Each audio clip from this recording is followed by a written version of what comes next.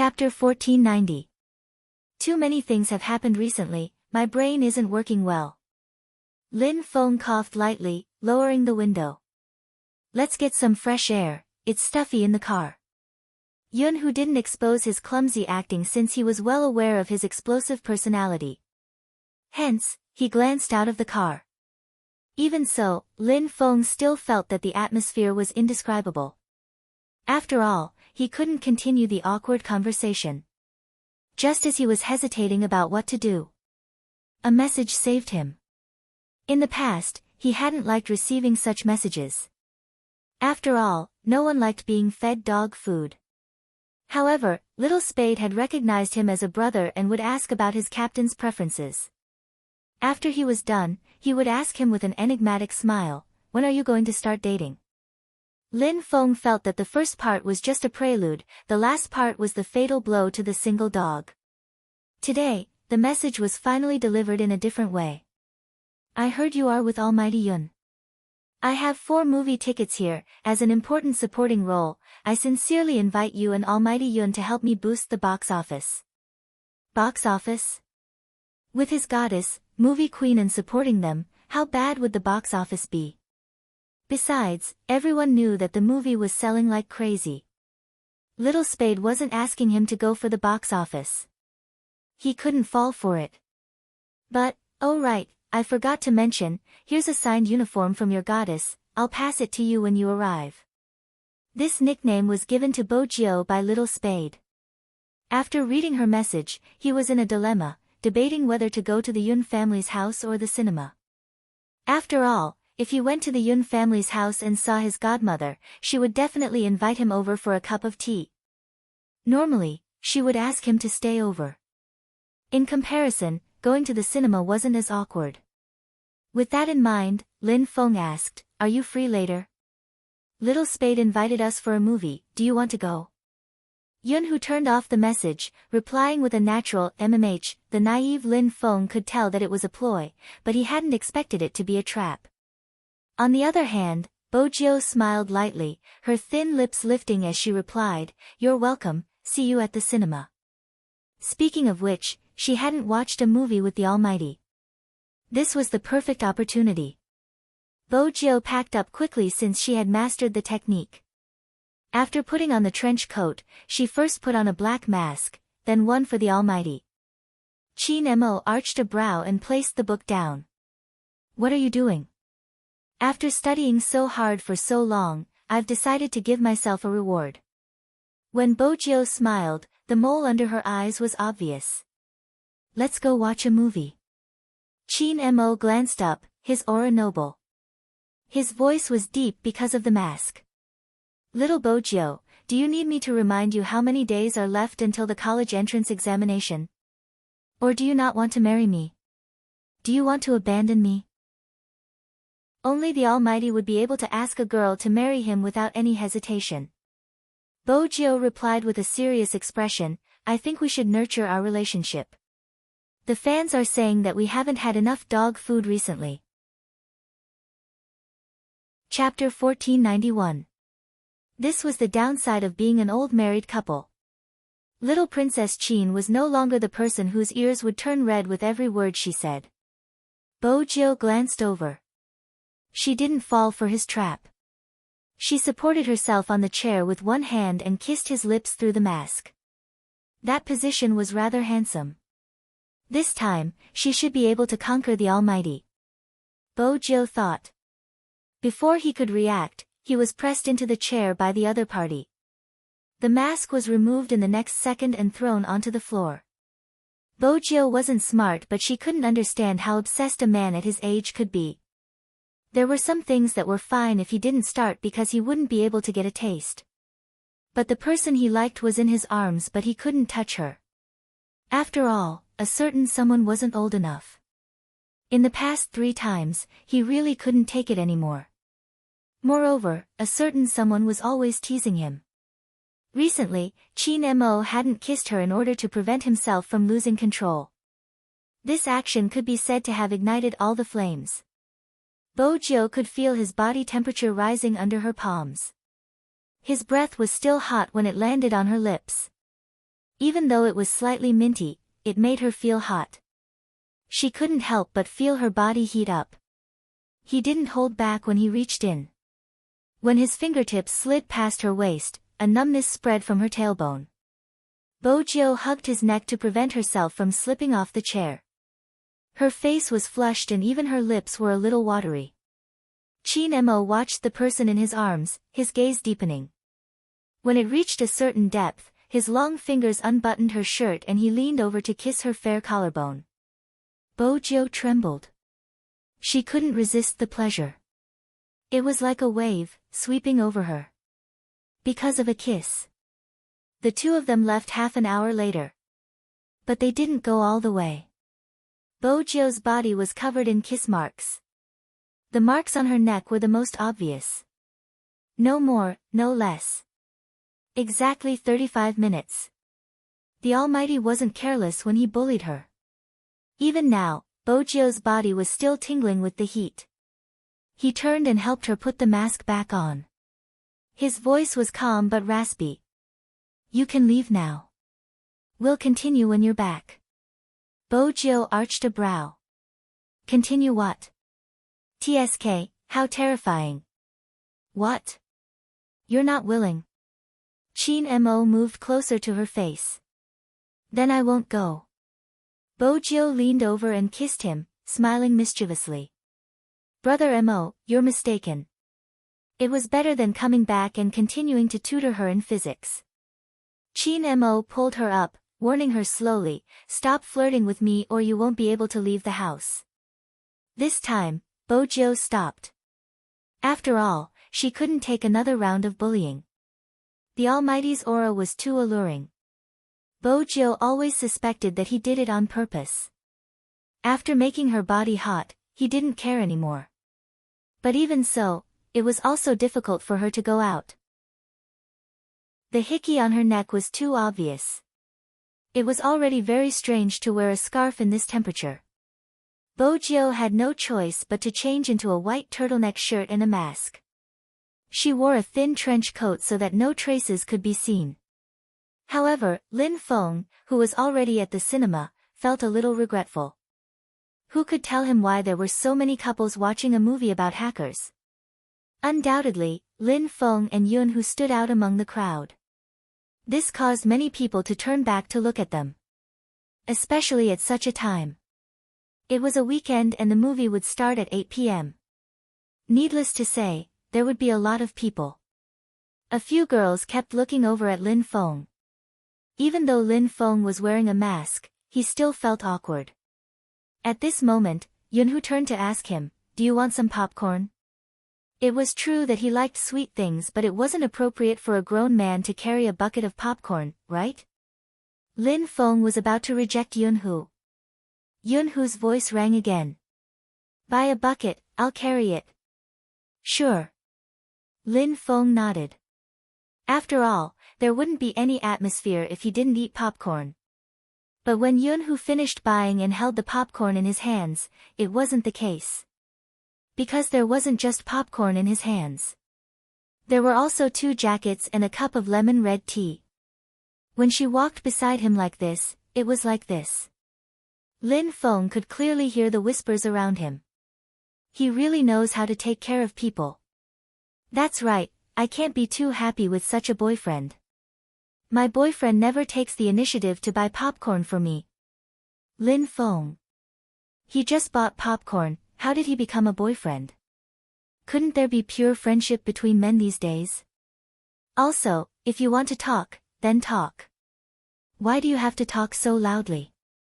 Were they afraid that he couldn't hear them? Lin Feng felt a little uncomfortable standing there. They were just watching a movie together in the team. Why did it feel like a date? Thinking about this, Lin Feng shook his head, trying to get rid of this strange illusion. But there was still some time before the movie started. He couldn't avoid the gazes of others. He wanted to find a place to drink something but the people sitting inside were all couples. It was really awkward. When he finally sat down quietly, he met a familiar face. When Lin Feng saw Beauty Luo, who was known as the sorcerer goddess, looking at him with a meaningful expression. Lin Feng felt troubled. As expected, that person smiled, lowered her head and started to play with her phone. In the next second, Lin Feng saw a message in the Almighty's WeChat group. I found out about Feng and Yun's adultery. In the past, they always used their good brothers as an excuse. It's really, hey, retreat. Lin Feng held his forehead. Beauty Luo had 2 ponytails today, looking youthful. Why do you care so much? There seems to be a problem. Problem my foot. Lin Feng was helpless, sitting down. Why are you guys from Xiangnan always staying in Jiang City? Beauty Luo smiled. We're recruiting, there are many talents in Jiang City. If Xiangnan had a branch here, would my almighty Z have been snatched away? Big sister, little Spade was subdued by our team's charm, all right? Beauty Luo narrowed her eyes, feeling a sense of danger. Who are you calling big sister? Little sister. Lin Feng immediately changed his words. Little goddess. Beauty Luo took a sip of tea. Little submissive Lin is such a good boy. Lin Feng, MH. They all replied. Beauty Luo unlocked her phone. Send a couple photo of you and Yunhu, saying that they wish you a happy marriage. Lin Feng unlocked his phone and sent 2 words in the group chat. Ha, ha. Only after sending the message did he realize something. You came by yourself? What are you doing here? Beauty Luo bit on her straw, seemingly indifferent. Blind date. Lin Feng. Chapter 1492. Blind date? Are you serious? Lin Feng was still in disbelief. Even Yunhu, who was standing at the side, furrowed his brows. Beauty Luo chuckled, is it that strange? I'm one of the older pro players. Plus, it's not like you guys don't know where I came from. The people in small counties are pretty much settled when they reach my age. No, does Poker Face Xiao know about your blind date? Lin Feng grabbed his hair, feeling as though it was a dream. Beauty Luo placed the drink in her hand down, seemingly nonchalant. The captain isn't responsible for the feelings of his team members. Moreover, I'm about to retire. My love life in the future has nothing to do with Xiangnan. The moment the word retire came out, all of Lin Feng's words seemed to have been blocked. He sat there, thinking about something. Their opponent had always been Xiangnan. Luo Luo was one of the few female professional players in the esports industry. She was able to become one of the top sorcerers in the country. Not many people could surpass her in terms of esports. Of course, Little Spade was an exception. But she was such a person. Was she going to retire? Hey, little submissive Lin, what's with your expression? Beauty Luo tilted her head, revealing her white teeth. She had a fresh aura. Isn't it normal for people in our industry to retire? But she couldn't find a reason to stay by that person's side. She knew that things would come to this stage. That was why she didn't expose him. I know, it's normal. Lin Feng stood up, suddenly wanting to smoke a cigarette. Yunhu held him down. Captain, they are coming soon. Let's go get the tickets first. Qin Mo is coming too. Beauty Luo raised her eyebrows. My god, Z is definitely coming too. Are you guys dating? Lin Feng reached out and patted her head. Don't spout nonsense. Alright, the movie is about to start. Beauty Luo wasn't angry. Go get the tickets if you need them. Don't show off your love in front of me. Lin Feng knew to correct her. His mood was much more relaxed than before. Since the other party could accept it. There was nothing else. Luo Luo was right, retirement was a normal thing in their industry. But there was a kind of banquet that no one wanted to end. Lin Feng still felt that he had to do something. When he followed Yunhu to collect the tickets, he swiped open his phone and sent a WeChat message. Poker Face Xiao, don't blame me for not reminding you. You better come to the commercial street. Luo is preparing to go on a blind date. If she really succeeds, you won't be able to do anything in the future. After sending the message, Lin Feng stuffed his phone into his pocket. The moment he glanced up, he met Yunhu's gaze. Let's go in first. Yunhu's voice was calm. Captain and the others are already in the underground car park. Lin Feng replied, okay. However, his line of sight was still fixed in the same direction. Yunhu suddenly said, this is the first time I know you are so close to the people from Xiangnan. Want to be good? Lin Feng was confused. Yunhu glanced sideways. People who don't know might think you like her. How is that possible? Lin Feng's reaction was almost instinctive. When Yunhu heard this, his tightly clenched fingers slowly loosened, but his expression was still nonchalant. Why not? Luo is the goddess of the circle. F***ck, are you really slow or are you pretending to be slow? Can't you tell that Luo likes poker face Xiao? Lin Feng was like an emoji.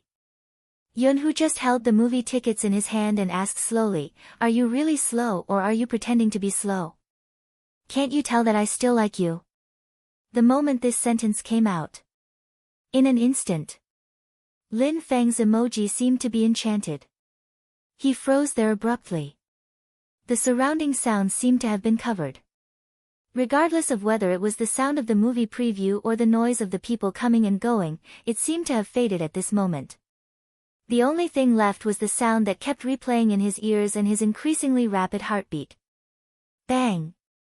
Bang! Bang! Lin Feng opened his mouth and was about to speak. Yunhu interrupted him. His gaze was incomparably dark. I'm not joking. Choose again. Do you want to be a lover or break off our friendship? There is no third choice. I don't want to be brothers anymore. Choose. Lin Feng was extremely annoyed by the sound of his heartbeat. After hearing the other party's words, he was in a state of eruption. Choose what choice? F***ck. Yunhu, have you forgotten that you have a boyfriend? What are you doing now?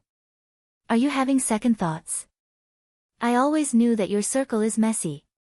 You don't take sleeping with others seriously. You even do it in the bathroom if you like someone. But you can't do this. You. Before he could finish his words, a jacket fell from the top of his head. It had a faint smell of tobacco and popcorn. It directly dragged him to a certain place. Lin Feng couldn't see. The only thing he could feel was that his entire body was pressed against the wall by the other party. The back of his head touched the wall. He wanted to move. A familiar breath suddenly pasted on his lips. Both of them had just drunk tea. There was still a faint taste of Longjing tea between their lips. But it was this faint taste that made Lin Feng's scalp go numb. Because he clearly knew that Yunhu was kissing him. In such a place. In the crowded cinema. Even though his head was covered with a jacket. But they were so close to each other. There was a possibility of being discovered. Even if they couldn't be discovered. But Lin Feng's heart felt as though it was about to explode. It beat faster and faster. The faster it beat, the hotter it became. Yunhu seemed to have planned it from the start. He wouldn't let him off just like that. It was different from the previous times. The lack of oxygen made Lin Feng's waist weak even after he pushed him away. Not to mention the silver strands that flowed down the corner of his mouth. F***ck. Lin Feng wanted to reach out to wipe away the burning sensation. In the end, he could only tug on his jacket. His breathing was still unstable. He lowered his voice and said, "Are you crazy?" In such a place, Yunhu looked at the person whose hair was messed up by him. He took another step closer. You mean it's fine if we don't do it in such a place? Both of them were about the same height. If they were to compare. Yunhu was still taller by 3 centimeters. Both of them were tall and slender, yet the atmosphere was so unusual. There would definitely be people stopping to watch.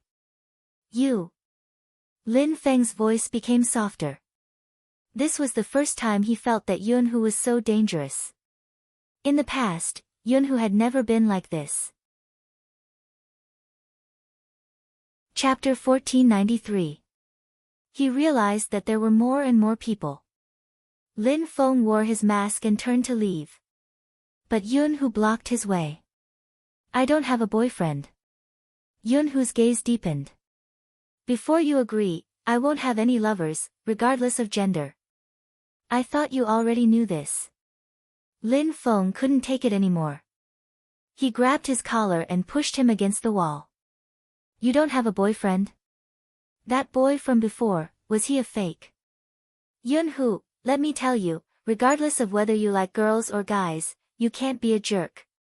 His sudden outburst stunned all the girls around him. Is Little Shou jealous now? It's obvious, but Little Shou looks handsome when he's jealous. You haven't even seen his face and you say he's handsome. His figure and aura are so good, it's impossible for his face not to look good. He looks so familiar with his mask. Alright, stop talking. It's time to think about your 2D Prince Charming again. But he does look familiar. Lin Feng tugged Yunhu. Let's find a quieter place to talk. Okay. Such a cooperative attitude made Lin Feng pause for a moment. He really wanted to beat him up. What exactly was wrong with Yunhu? Was this how he treated relationships? It wasn't easy to find a quieter place in a huge shopping mall. Lin Feng dragged him forward. In the end, Yunhu glanced to the side and reminded him. There's an emergency exit on your left. Lin Feng finally regained some rationality. He pushed the door open and dragged Yunhu into the tunnel. There were 2 people smoking there. When they saw them, they thought they were going to fight. They hurriedly extinguished their cigarettes and walked out. Lin Feng inhaled deeply and was about to say something when Yunhu interrupted him. Yunhu interrupted him, his lips lifting slightly. I'm very happy. Happy? Lin Feng's anger grew. What are you smiling about? Is this something to be happy about?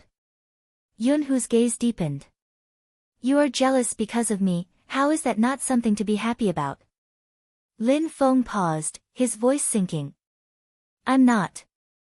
If you didn't, you wouldn't be acting like this. Yunhu allowed him to tug on his collar. Let's talk about the boy you mentioned. He isn't my boyfriend. I hired him to act. Acting? Lin Feng felt like they weren't on the same channel at all. Yunhu took a step forward. Because I was afraid I wouldn't be able to control myself and would be pushed away by you, I didn't even want to be your friend. Instead, I found someone so that you wouldn't disgust me so much. Lin Feng's grip loosened by more than half. The pause on his face was very obvious. He never expected things to turn out this way. Back then, I thought about how you would react when you saw me. Even if there was something wrong, I wanted to try again. But you kept wishing me happiness and even heaved a huge sigh of relief. It was as though you wouldn't be harassed by me anymore. You probably don't understand how it feels. The person you like doesn't like you and is trying his best to get you together with someone else. That's why I said I'm happy that you're finally jealous. Admit it, you like me too. Lin Feng froze. He didn't know if it was because of his actions or his words, but he didn't even know where to place his fingers. Yunhu was a little unrestrained. His fingers slid up his waist. From his perspective, as long as this person didn't reject him, everything wouldn't be a problem. Lin Feng felt as though his life had been exposed. His waist turned soft and the back of his ears turned red.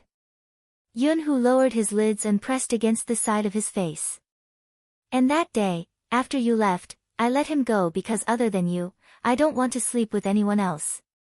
It was the same in the past and it will be the same in the future. Sleep your head. Who's talking about this? Lin Feng tilted his head and muttered. F***ck, F***ck, don't touch me randomly. The smile on Yunhu's face deepened. I won't touch you randomly. Then take your hand back, jerk. Lin Feng grabbed a handful of hair and pushed him away. Don't play such boring games in the future. Find someone to pretend to be your boyfriend. Do you think you are filming a movie? Yunhu replied. He lowered his lids and moved closer. So, do you want to be with me in the future?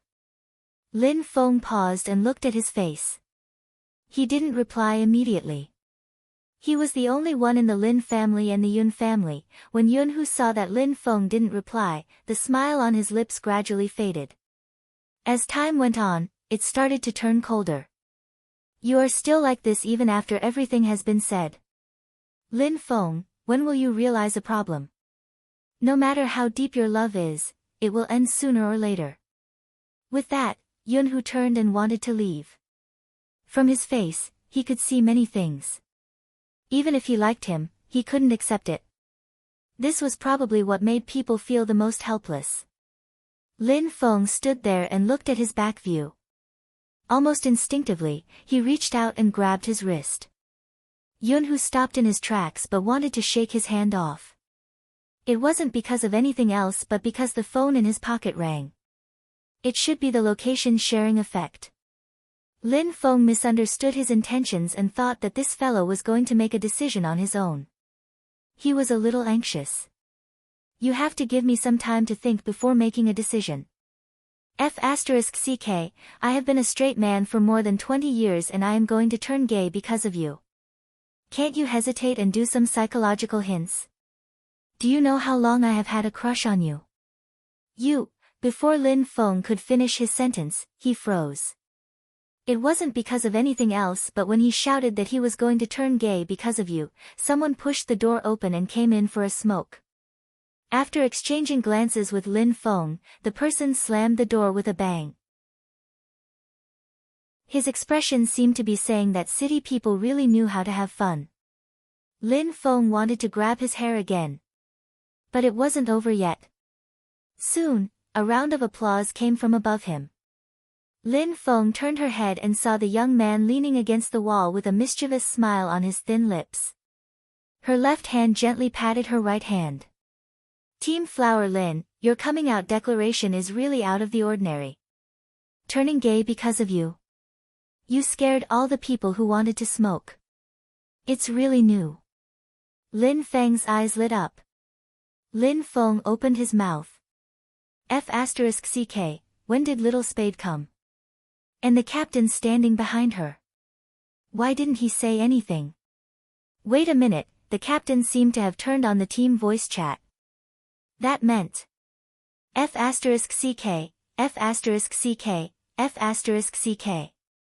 his illustrious reputation. Lin Feng wanted to find a hole to hide in. Chapter 1494. Rao Rong replied, the voice is clear, I'm gay for you.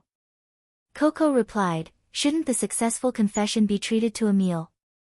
Yin Wuya replied, youngsters these days can't be compared.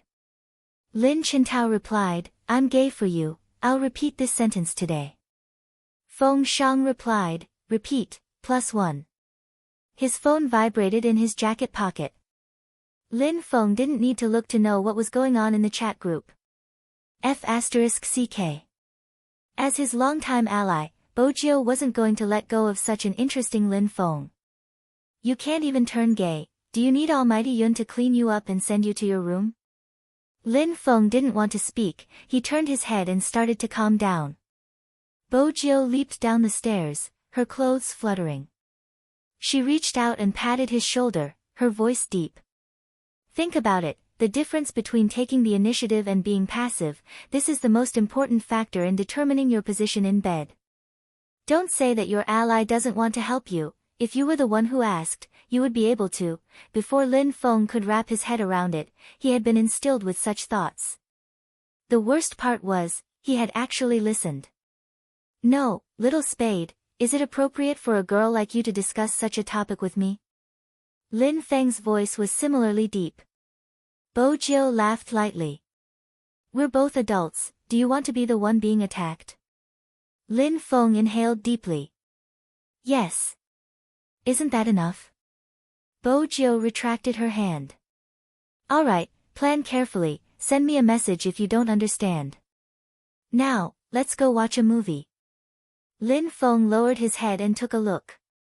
In the team's discussion group, he was listed as Little Submissive Lin. He seemed to have made up his mind, glancing over at Yunhu. Yunhu didn't hear their conversation. Lin Feng's, "I'm already gay for you, you have to give me some mental preparation," was enough to make him so happy he didn't need to hear anything else. If there wasn't someone beside them, he would probably have pushed him against the wall and bullied him. Qin Mo, who could guess what she was talking about, glanced over when she came back, brushing her hair. Does being mischievous make you happy? How can this be called mischievous? I'm helping to warm up their relationship. Otherwise, when would I be able to see Little Submissive Lin suffering from back pain? Bo Jio spoke righteously, but the smile in her eyes betrayed her evil intentions. Little Submissive Lin still didn't understand who had the stronger aura. This was something that had long been decided. Yunhu didn't look like the one at the bottom, and he wouldn't be the one at the bottom. Little Submissive Lin was still too naive. However, it was quite interesting to see Little Submissive Lin trying his best to make a comeback. The four of them returned to the crowd through the fire escape. The people behind them probably didn't see them. They bumped into Lin Feng but didn't apologize and just walked forward. Lin Feng raised his eyebrows. Just as he was about to call him back, he saw that person pull out a chair and sit opposite Beauty Luo. From this angle, the people in the coffee shop couldn't see outside. But the four people outside could see inside. Bo Jio raised a brow. What's going on? Didn't you see the Almighty's discussion group? Lin Feng glanced sideways. Luo Luo is on a blind date. Blind date? Bo Jio paused.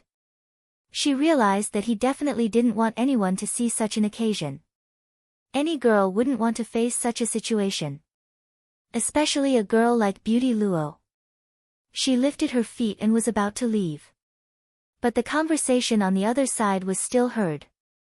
The man looked very greasy. He probably came from a rich family. From the moment he sat down, the first thing he said was, "The matchmaker didn't exaggerate things. Miss Luo is not bad-looking and tall. She is a good match for me." Luo Luo didn't say anything. She just smiled. After all, she couldn't tell how 168 meters and 169 meters were compatible. Was there only a difference of 1 centimeter? Luo Luo was still very polite. This was her expression when she was talking to strangers. The man drank a mouthful of water. His eyes didn't move away from Luo Luo. He sized her up. But I'm different from other men. I don't look at looks. The most important thing is temperament and upbringing. I heard that Miss Luo's education isn't very high. Is that right? Luo Luo was thinking about when she was going to leave. The man frowned. That's why you play games. The matchmaker did mention this. Your main job is to play games. Luo Luo's fingers paused. She looked up. It's esports. Yes, esports. The man said this, but he acted as though there wasn't any difference between the two. My family business is big.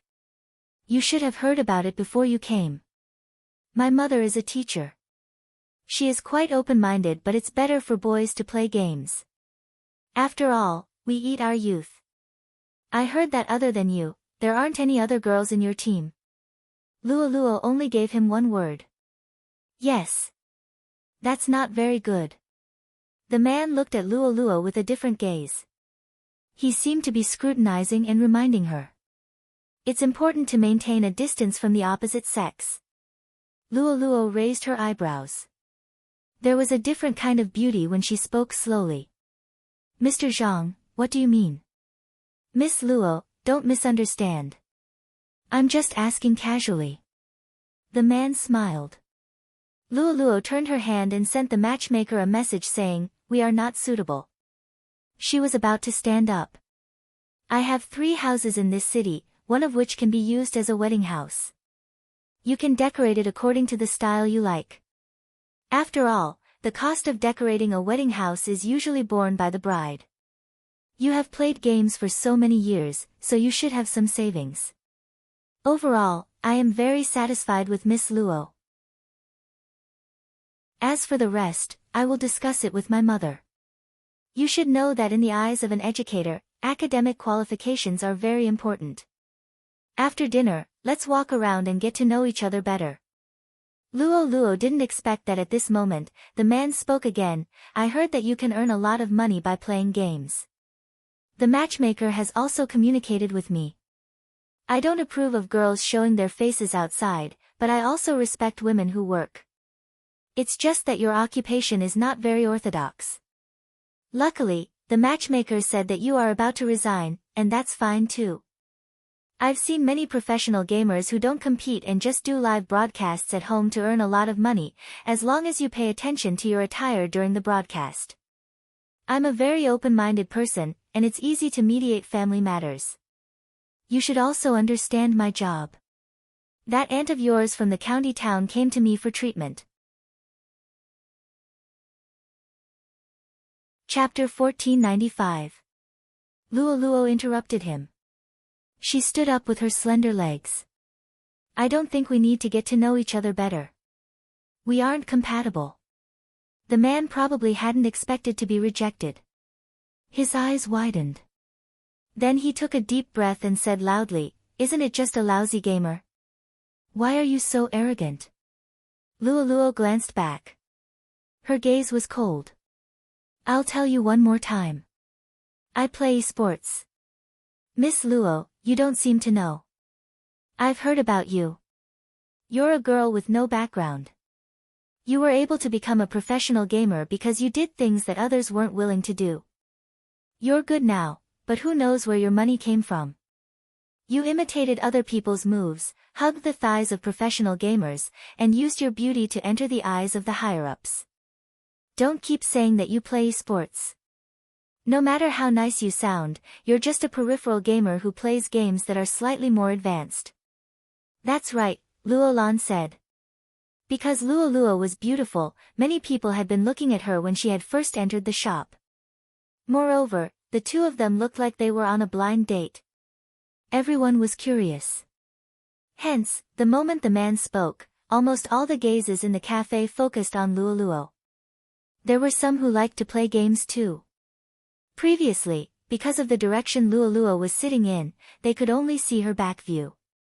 Now, they could even see her face. Their eyes were filled with curiosity. She must be Goddess Luo. So, the things online are true. What did I say? Which girl doesn't fake her moves when she plays games? This isn't anything new. She imitated others and then started to accompany the higher-ups. She just did a good job in public relations. No one found out. When the sound of whispering could be heard, Luo's entire face turned pale. There were some things that didn't seem to matter no matter what you said. People would only believe what they were willing to believe. Until now, Luo still couldn't forget the first time she had entered a professional team. A reputable person in the circle, who was known to be the most willing to help newcomers, had sat at the table and told her that if she was willing, she could get as much money and connections as she wanted. With Luo's temper, she would definitely not agree. After apologizing, she stood up. But in the end, he was still a member of the team. Because the line was pulled by the club, it was impossible to act like in the TV dramas, where a cup of water was splashed over. In reality, Luo had been a little scared at that time. At that time, she had never imagined that such things existed in her favorite industry. Even her left hand was trembling when she walked out. She had originally thought that her agent would stand up for her after hearing about what had happened. Unexpectedly, her manager only said, "Pretend that nothing happened. Luo, this is for your own good." Luo was indignant, especially when she heard that persons say that she was completely impolite and her skills were average. Impulsively, he replied on the internet. The man changed the topic and talked about what happened last night. He said, "Girls need to be reserved. It's easy for people to misunderstand you when you're so proactive. You used to be cold and hardworking before, but when you're at the table, you're completely different. You don't need to wear revealing clothes, but some of your actions are so passionate that it makes people uncomfortable." A lot of people started to follow suit, basically asking for details. There was no lack of people in the industry who would give you an answer. Another girl in the team jumped out and pretended not to know anything.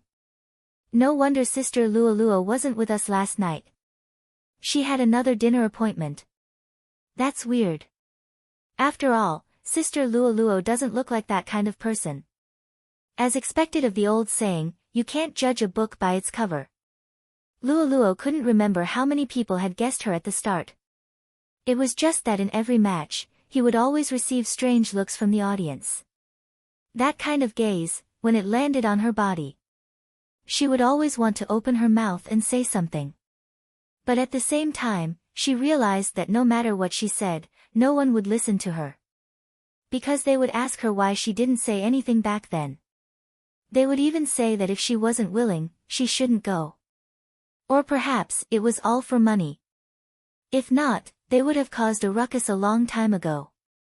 From the time the incident happened to the time she left the team, she had experienced the darkest days of the 3 months. It wasn't that she hadn't thought of giving up. When she was alone, she just wanted to cry. But she couldn't cry because there were many people looking at her, waiting for her to fall. Even if they couldn't replace her position, they could use her as a topic to talk about her. It would make them feel that they were facing a common enemy. During the live stream, the bullet screen was filled with scolding. Even so, she had to go online on time to play the game. If not, she would feel guilty and didn't dare to face the public. This matter followed her into Xiangnan. Then, after the results of the competition were released, her attitude gradually improved. Lualua really thought that she could prove herself this way. But now, from the looks of it, that wasn't the case. People would only see what he wanted to see.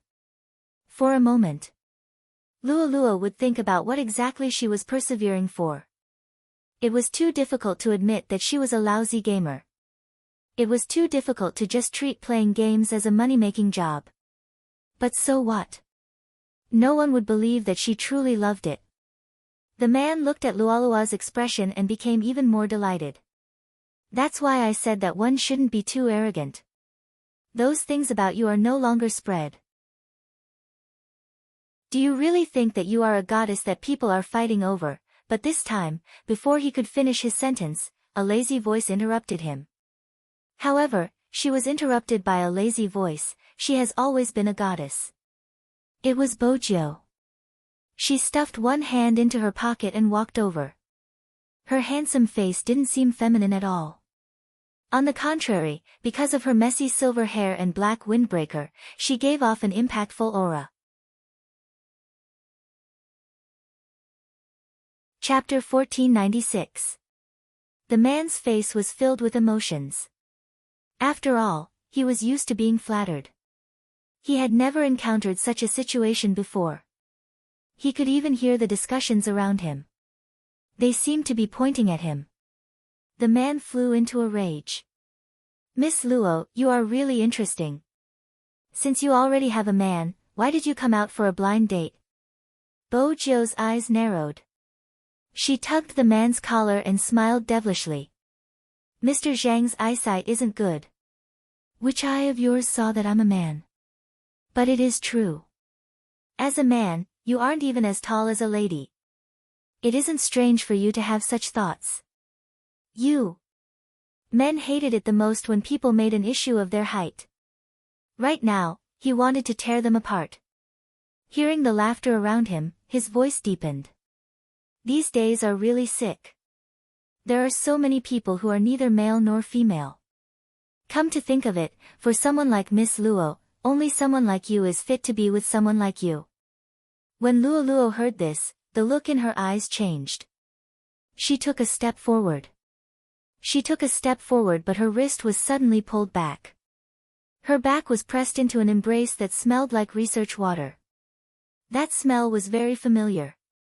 Every time she encountered a weakness during training, he would hold her mouse and demonstrate a more accurate way to play. He would hold her mouse behind her back and demonstrate a more accurate way to play. Even though they were often together, they had never been so close to each other. Luo couldn't help but look at his slender fingers. Even though they were often together, they had never been so close to each other. When she lowered her head, her long hair landed on his wrist. Luo froze. Why was he here? How much did he hear? Luo didn't want him to see her weakness. Regardless of which aspect it was. Is this what you meant by something? Xiao Jing was wearing a white coat. He must have come out of the research institute just now. When he turned his head, his side profile was handsome and cold. Luo felt the distance between his thin lips and hers. She paused for a moment. I thought it would be settled quickly. Xiao Jing looked at her with a deep gaze. He didn't say anything. He didn't let go of her wrist either. Instead, his gaze landed on the man in front of him. The man was arrogant at the start, but when he saw Xiao Jing's face clearly, he froze. It was not because of anything else, but because they were all in the medical profession. However, this was the difference. They all wanted to listen to each other's lessons. He became a professor at a young age.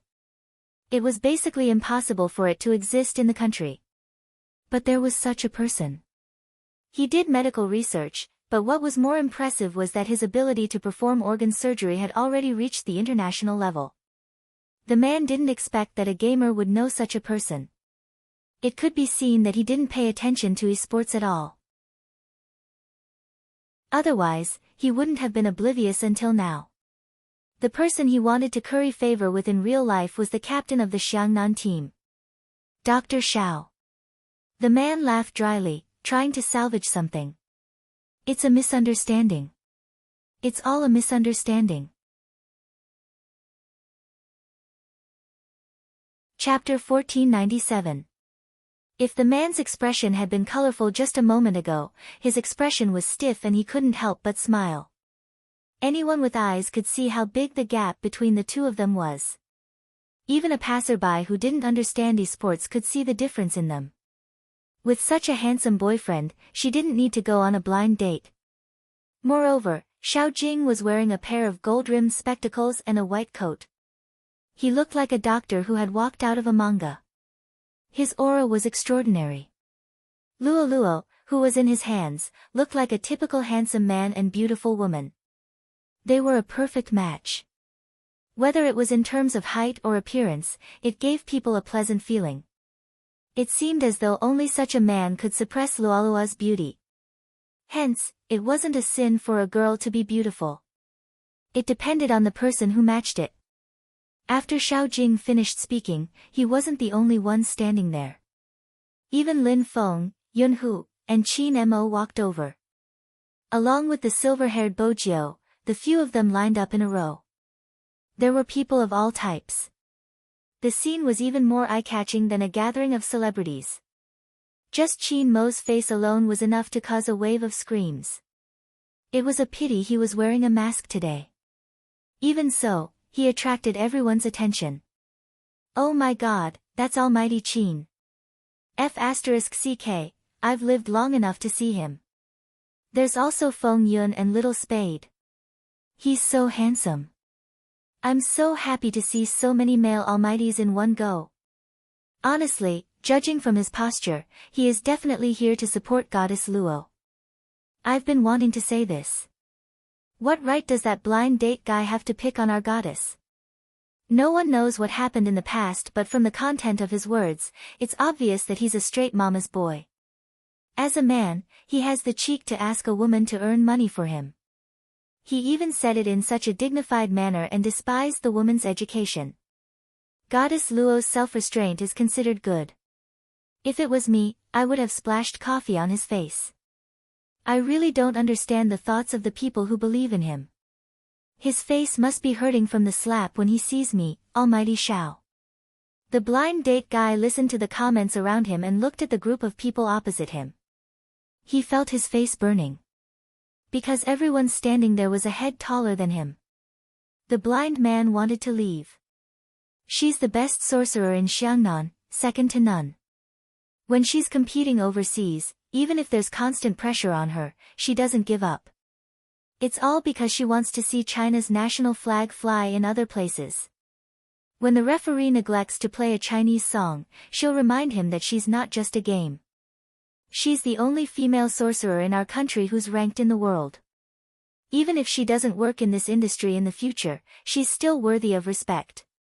Forgive me for being blunt, but you have no right to criticize her. As these words rang in Lualua's ears, the unwillingness and grievances she felt just now seemed to disappear instantly. Your hard work and love. Chapter 1498. Now that things had escalated to such a stage, the blind date guy didn't have the face to stay there anymore. His back view looked as though he was escaping. Lin Feng tilted his head and said to Yunhu, "Have you ever heard Xiao Jing say so many words in the past?" No. Yunhu noticed that he was leaning over. He held on to the popcorn and moved closer to Lin Feng. Lin Feng himself didn't notice anything wrong. He muttered to himself, "We've fought so many matches, but I haven't heard him say many words. Today, this guy probably said a year's worth of words in one go. He must be anxious." Bo Jiu lifted her lips and joined in the gossip. How did he know that Luo Luo was here? Lin Feng straightened his back and revealed his canine teeth. Of course, I had the foresight to inform him. Well done. Bo Jiu sounded lazy. I didn't expect Senior Lin to be so smart. Lin Feng. This didn't sound like a compliment. Today's day was also very different from the rest. From the two at the start, there were 4 of them and now, there were 6 of them. They stood there majestically. All of their looks were on point. It was indeed eye-catching. Hey, will we be recognized? Lin Feng asked again. Bo Jiu glanced over. Senior, you're really slow. F***CK, what should we do? Lin Feng didn't want to be chased. Besides, he wasn't in a good state today. Bo Jiu straightened. There won't be anyone staring at you if you check in. At the start, Lin Feng felt that it was a good idea. He felt the same when he sat down. But after 30 seconds had passed, Fang Zhengji's expression changed. Only then did he realize that something was wrong. The people sitting in this row were all couples. Only he and Yun who were males. Lin Feng could feel the 2 girls in front of him turning back to look at them. He was too naive. How could he believe Little Spade's words? No one was staring at him. To make himself look less awkward, Lin Feng reached over to grab a handful of popcorn and stuffed it into his mouth. Unexpectedly, he grabbed Yunhu's hand. As if he had been electrocuted, Lin Feng's back suddenly stiffened. He explained, I just want to eat some popcorn. I know. Yunhu said, but he didn't let go of his hand. Instead, he interlocked their fingers and hung by the side of the seat. The cinema was already very dark, so no one would have seen this scene. However, Lin Feng felt that the temperature between his fingers was extremely high. It was so high that he couldn't help but tilt his head. His heart was beating so fast that it felt like it was about to jump out. He did not know if it was because he was worried about being seen by others, or simply because he was holding his hand. In fact, none of the 6 people who came were watching the movie carefully. Qin Mo placed his hand behind her back, caressing her hair casually. Suddenly, he seemed to have thought of something. He turned and said in a low voice, "The next time we watch a movie, we'll do it together." MMH? Bo Jiu raised her eyebrows in confusion. Chapter 1499. Bo Jiu paused. She glanced over and coughed lightly. The Almighty was probably the only one who could say something like that with an indifferent face. Even though they weren't holding hands, Chin Mo unwrapped a candy and tapped it on Bojio's lips. Luo found it hard to imagine that the arrogant person who looked down on everyone would do such a thing one day. There was not the slightest hint of incongruity. Even when the two of them were together, they looked like a good match. Bojio was still wearing a black jacket. She exuded a punk vibe, looking extremely dashing. She looked at him for a while, and when her right hand dropped down, it brushed against Xiao Jing's shoulder. Xiao Jing tilted his head, still not saying much. Popcorn? Luo shook her hand. After interacting with him for so many years, this was the first time she felt awkward. It was probably because of the blind date. She couldn't really look at that face. In fact, he was always by this person's side. It's really hard to fall for other men. In the past, he always wore a battle uniform, but now he was wearing a white coat. Luo had always known the difference between the two of them. Ever since she found out about the other party's background, she no longer had any other thoughts. However, compared to his proud background, Lin Fan was not as arrogant as him. What she felt the most inferior about was her educational background. In the esports industry, there were very few people who could still play well after the age of 20. She had entered the circle too early. At that time, she probably loved it too much. In order to enter a professional team, she didn't even think about learning or not. When she really came into contact with it, she realized that whether it was the live streaming platform or the club, there would be a huge influx of people every time they recruited.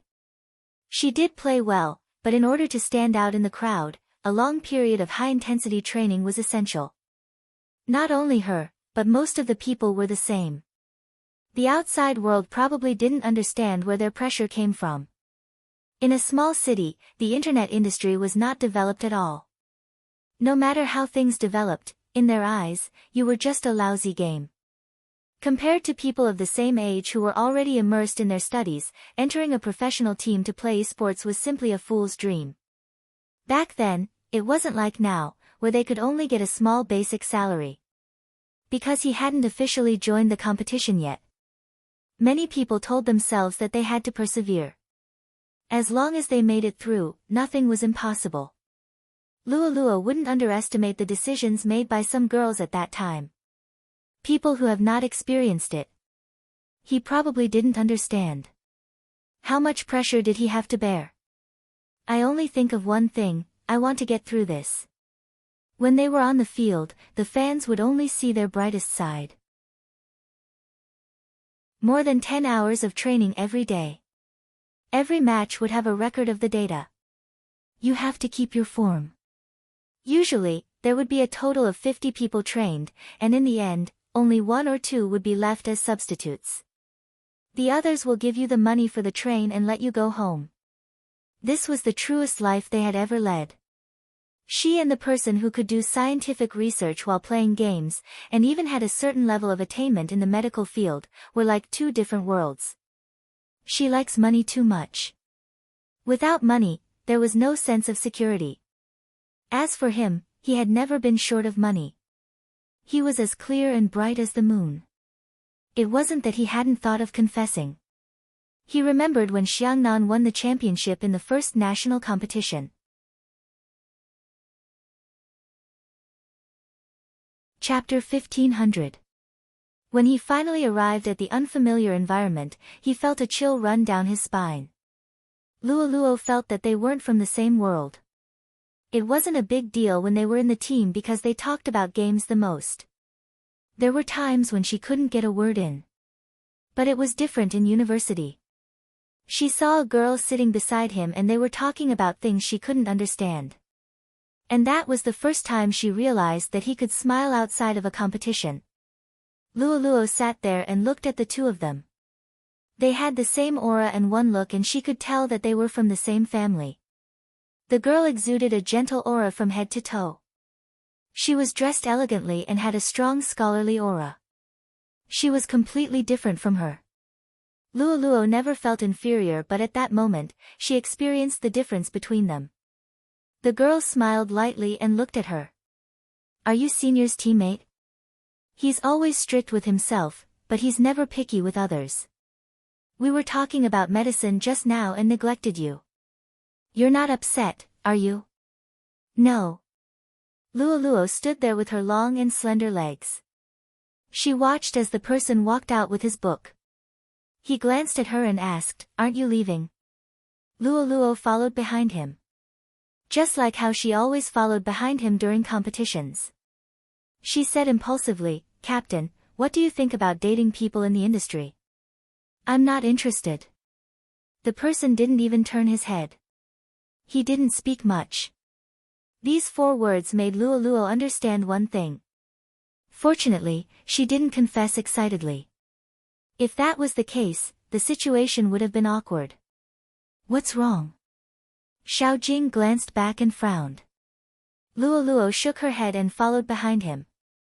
However, during the afternoon training, she wasn't in her best condition.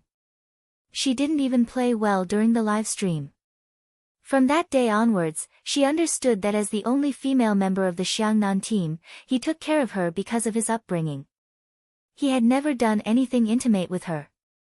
At most, he would occasionally straighten her collar when she went on stage. He was her captain. But he was her captain. Even if she had thousands of thoughts in her heart, she couldn't break this balance.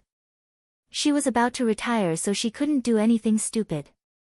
This way, they would have the chance to meet in the future and it wouldn't be awkward. Luoluo lowered her gaze and took a sip of the drink in her hand. On their left sat Feng and Yun, while on their right sat Bojiu and Qin Mo. Being stuck in the middle like this was really easy for people to misunderstand. Luoluo could only try her best to lean towards Bojiu. But for some reason, it attracted the attention of that person. He just looked at her and said nothing. This made Luoluo feel even more uncomfortable. In the captain's world, there was no such thing as a blind date. That was why he was sizing her up like this. Don't tell Zhao Sanpang about what happened today. If he finds out, the entire team will know.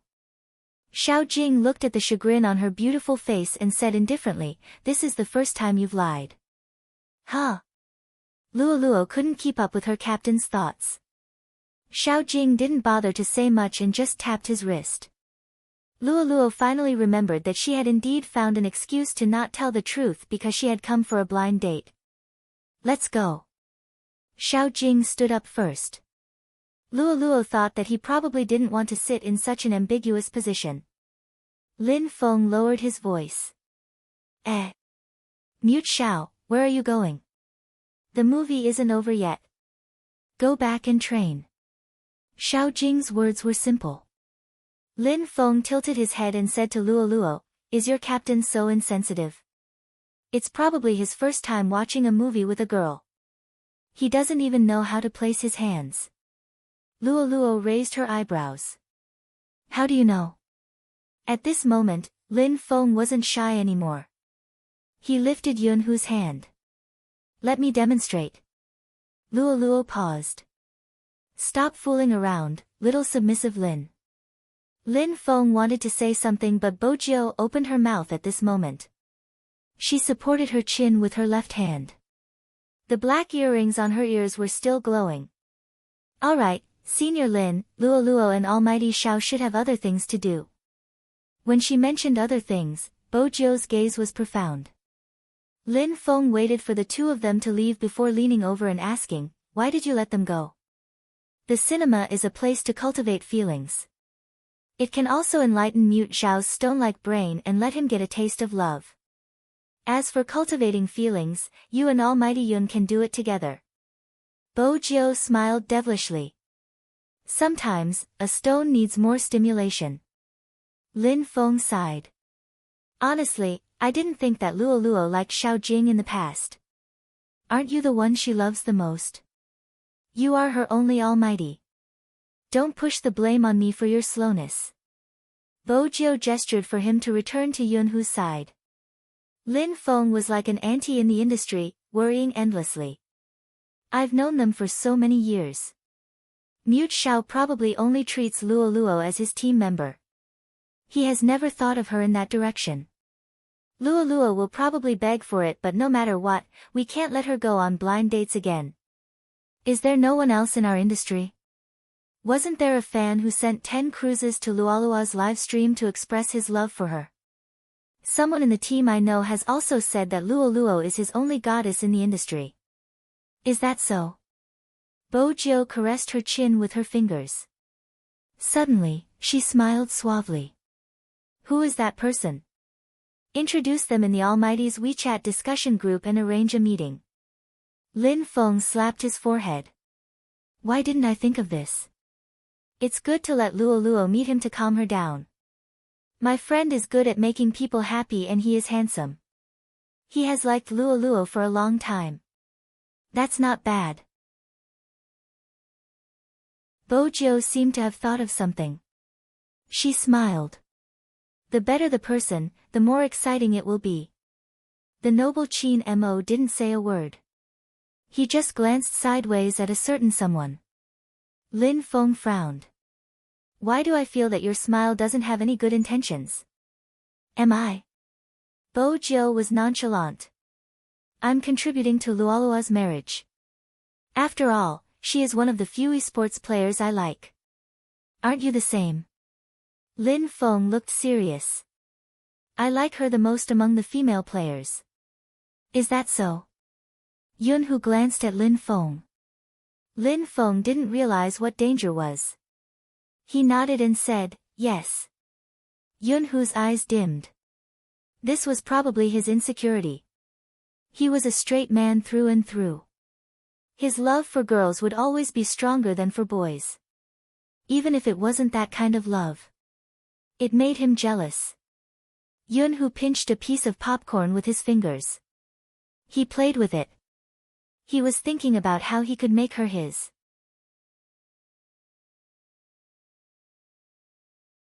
Chapter 1501. The movie was still going on. After chatting for a while, Lin Feng was finally able to watch the content. Just as he decided to enjoy it and relax, Yunhu's voice rang in his ears again. Do you like him that much? This time, when he spoke, he was slightly closer to him. It seemed like he was taking the drink beside him, but in reality, he was asking him. Lin Feng wanted to nod instinctively. But he heard him say, you better think about it before you answer, boyfriend. Man, boyfriend or something. Just these 3 words made Lin Feng's heart skip a beat. He tilted his head, his gaze landing on that person's handsome face. He wasn't so naive that he couldn't read his expression. After coughing lightly, he corrected himself. It's not like, it's pure admiration for the opponent, just like how I admire Zhao Sanpang. Look at how fat he is, I admire him. After hearing this explanation, Yunhu felt slightly better. After putting down the drink, he didn't retract his hand. Instead, he held on to Lin Feng's hand like before. Hence, the straight Lin Xiaofeng tugged at his collar unnaturally from the start to the end. He still wasn't used to it. Other than the awkwardness, his heart kept beating wildly like an ADHD child. Yunhu could tell that, he knew that there were some things he needed to slowly get used to. He was well aware of how straightforward Lin Feng was. In the past, there had been people who had thoughts about him. They would always be kicked away by him with brute force. F***ck, look carefully, I'm a man. Isn't it disgusting? It was normal for a straight man to hate a gay man. It wasn't like what people said about straight man cancer. After all, no one was willing to be targeted by someone they couldn't accept. Hence, it was enough for Yunhu to reach this step. As for the rest, he would take it step by step. He wasn't someone to be trifled with. He had to have a platonic relationship. He wanted to have him. He had wanted it since puberty. Until now. Lin Feng didn't notice Yunhu's gaze. In order to divert his attention, he focused on the Almighty's WeChat discussion group. He was emphasizing that he was the one with the aura. World's most handsome fatty, your aura isn't even worth mentioning in front of Yunhu. Lin Feng, how about this, if you really feel pain, come to me and cry in my arms. I've already gotten over love. This world looks at one's face, not one's gender. I'm already so handsome, there's really no challenge. Unless someone takes a liking to my talent, that would be the true love of my life. Bojio saw the opportunity and said, it will be difficult for you to find your true love. World's most handsome fatty. Little Spade, stay away from Chin Mo in the future. What have you learned? It was just a normal conversation. Suddenly, someone said, by the way, someone said that Luoluo went on a blind date. Luoluo went to have a date with him. Bojio's voice was calm. What does it matter if it's real or fake? Luoluo has been single for so many years. Isn't it normal for them to meet each other for a meal? The man continued, so it's true. It seems like Luoluo's dark history was dug out. Bojio narrowed her eyes, the edges of her lips turning cold. 2 messages popped up in the group chat. The person had been kicked out of the group. Other than Chin Mo, who was sitting beside her, there was another person.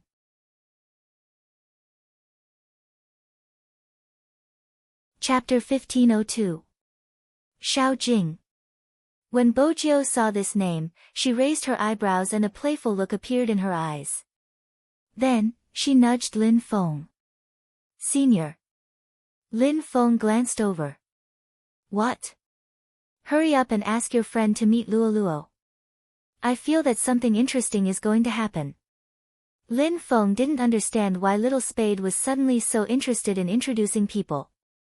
But there was something he had to say in the group chat. Good kick. Spade Z, good kick +1. This discussion group was established a long time ago. Most of the people in it were there when the concept of professional teams came out. Then, this discussion group was passed to Chin Mo and Xiao Jing. The common idea was that they could gossip, but they didn't want those with messy thoughts. No matter what their profession was. Once they started to talk about other people's privacy, they might even talk about their appearance, education and experience. Those who really played games weren't such people. The existence of the discussion group was for them to relax. Secondly, it was for them to exchange their thoughts and tease each other. Even if they weren't in the same team. Because they had the same profession. Hence, they respected each other. They also understood that it wasn't easy along the way. This was the original intention of establishing the discussion group. But it was obvious that some people had started to misinterpret it. They even posted the news of him being kicked on the forum. This way, Luoluo would have a dark history. Some people said that he was too dictatorial. He didn't even allow people to talk about what he did. Almighty Xiao was so protective of a certain someone. Some people said that Luoluo would forever be their goddess. However, no matter what they said, Luoluo would always be their goddess. However, this scene would eventually become lonely. Because on that day, after Luoluo returned home, she didn't know why. She was supposed to live stream the next day. But after the movie ended, she played a round of games. She played a solo game with every sorcerer.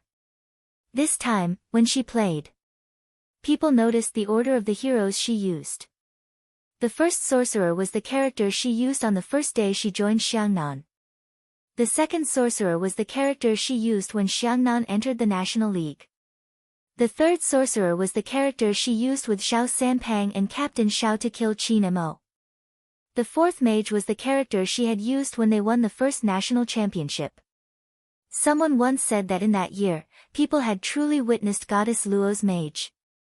She had strong control and damage output, and she had unleashed the strongest stream of consciousness. From then on, no one said that girls couldn't play professionally anymore. In each of the 4 games, she would talk about how to put on equipment, line up, how to steal money, and how to support the jungle.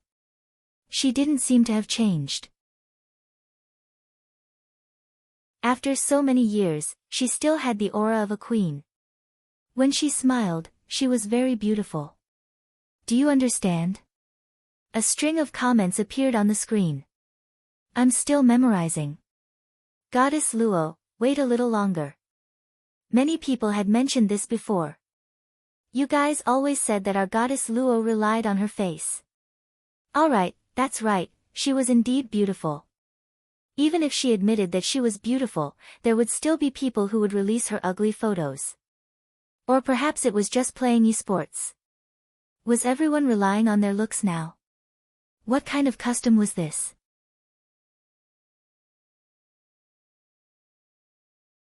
Chapter 1503. Her occasional mistakes would attract scolding.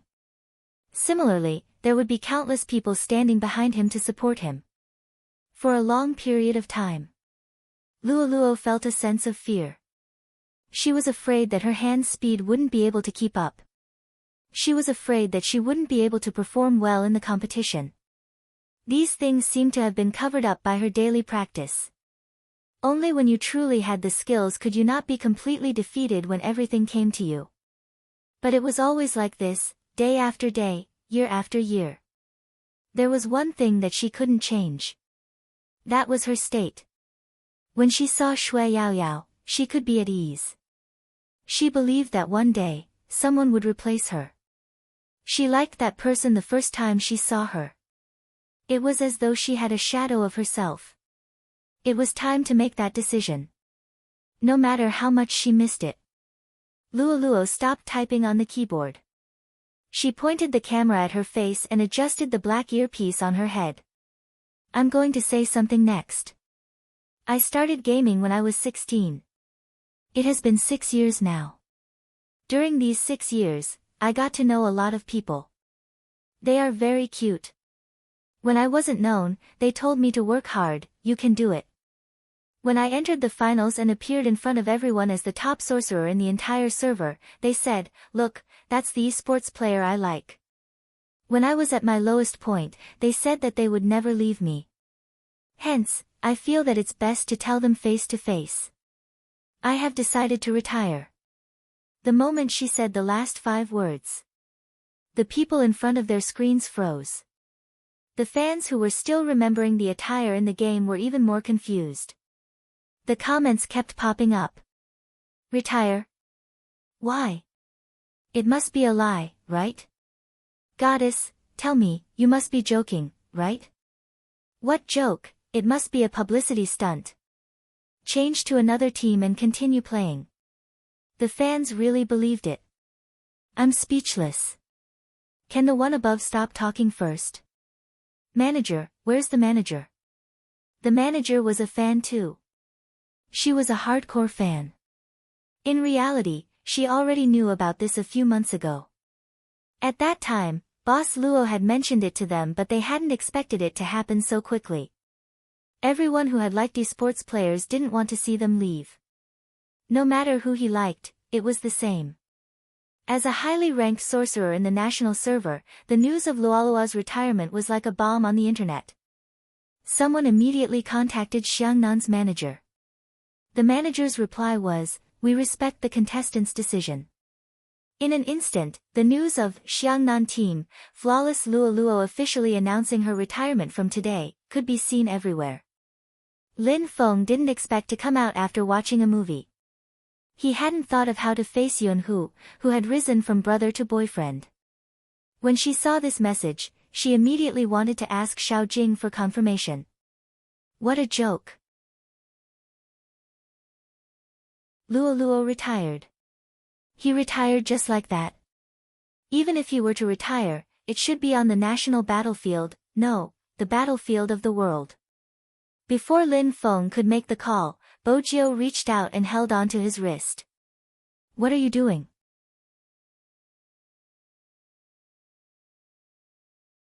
Chapter 1504.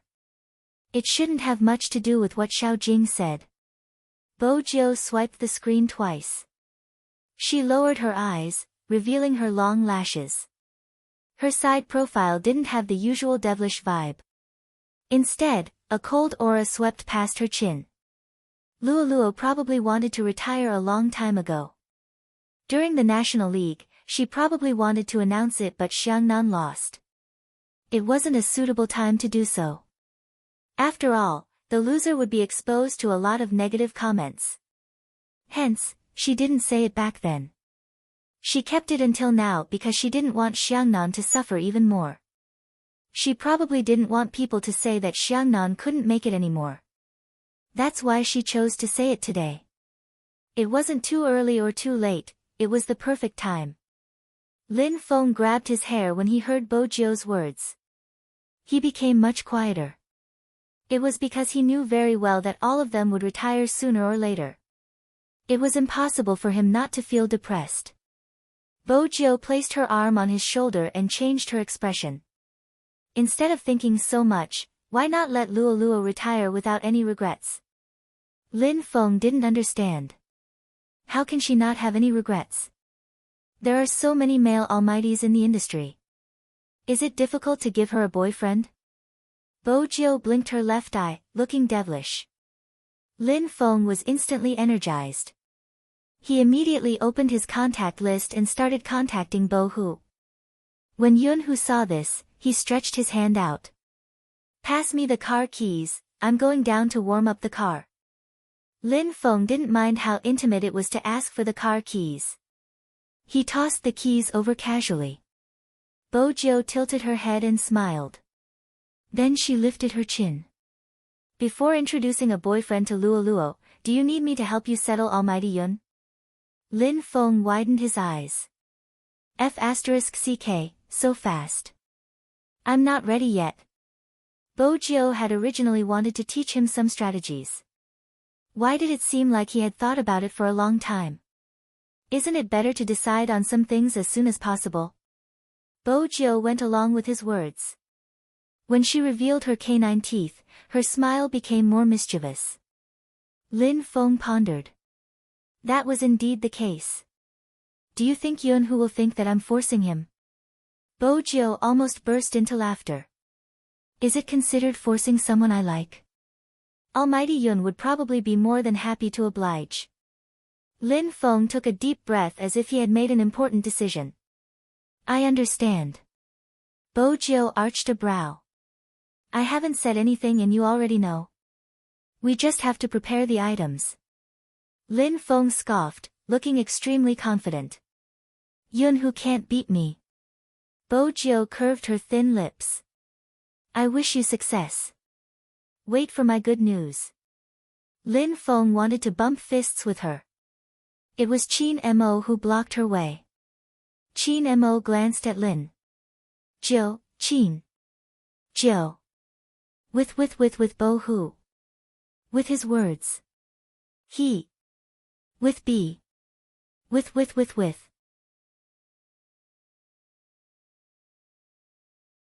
Chapter 1505. Half-half. Bo Jio's smile didn't change. As the vice-captain of the Supreme Alliance, I have to care about the love lives of the team members. It's best if it can be digested internally.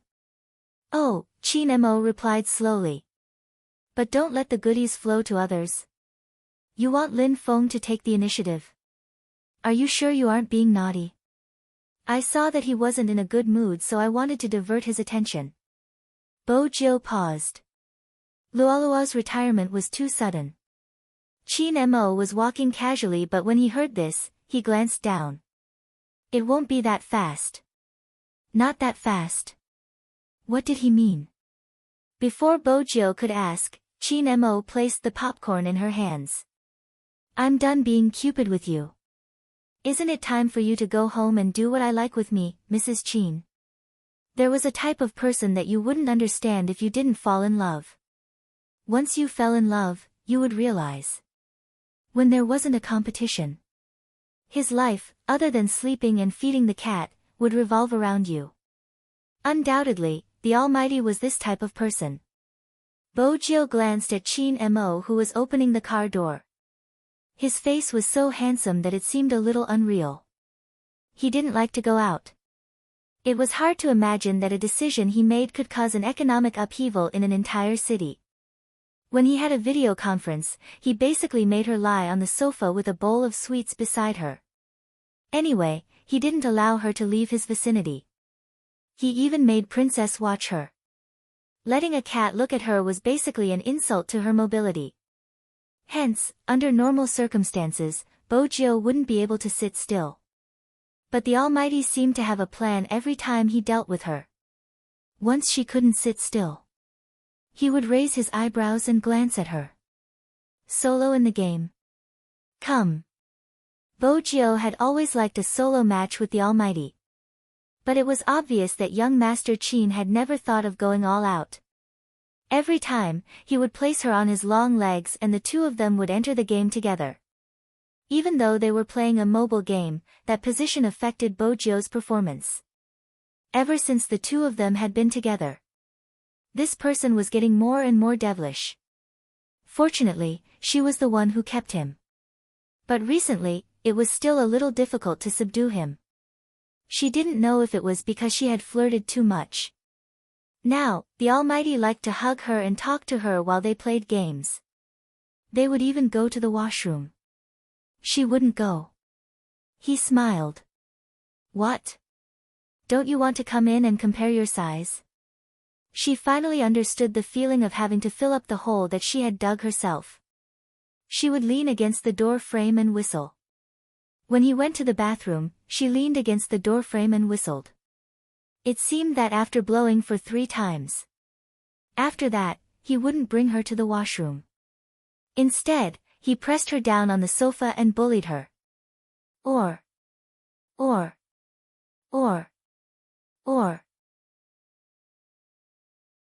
maybe it was spring, and someone was about to go to college. Qin Mo always felt his throat burning, even now.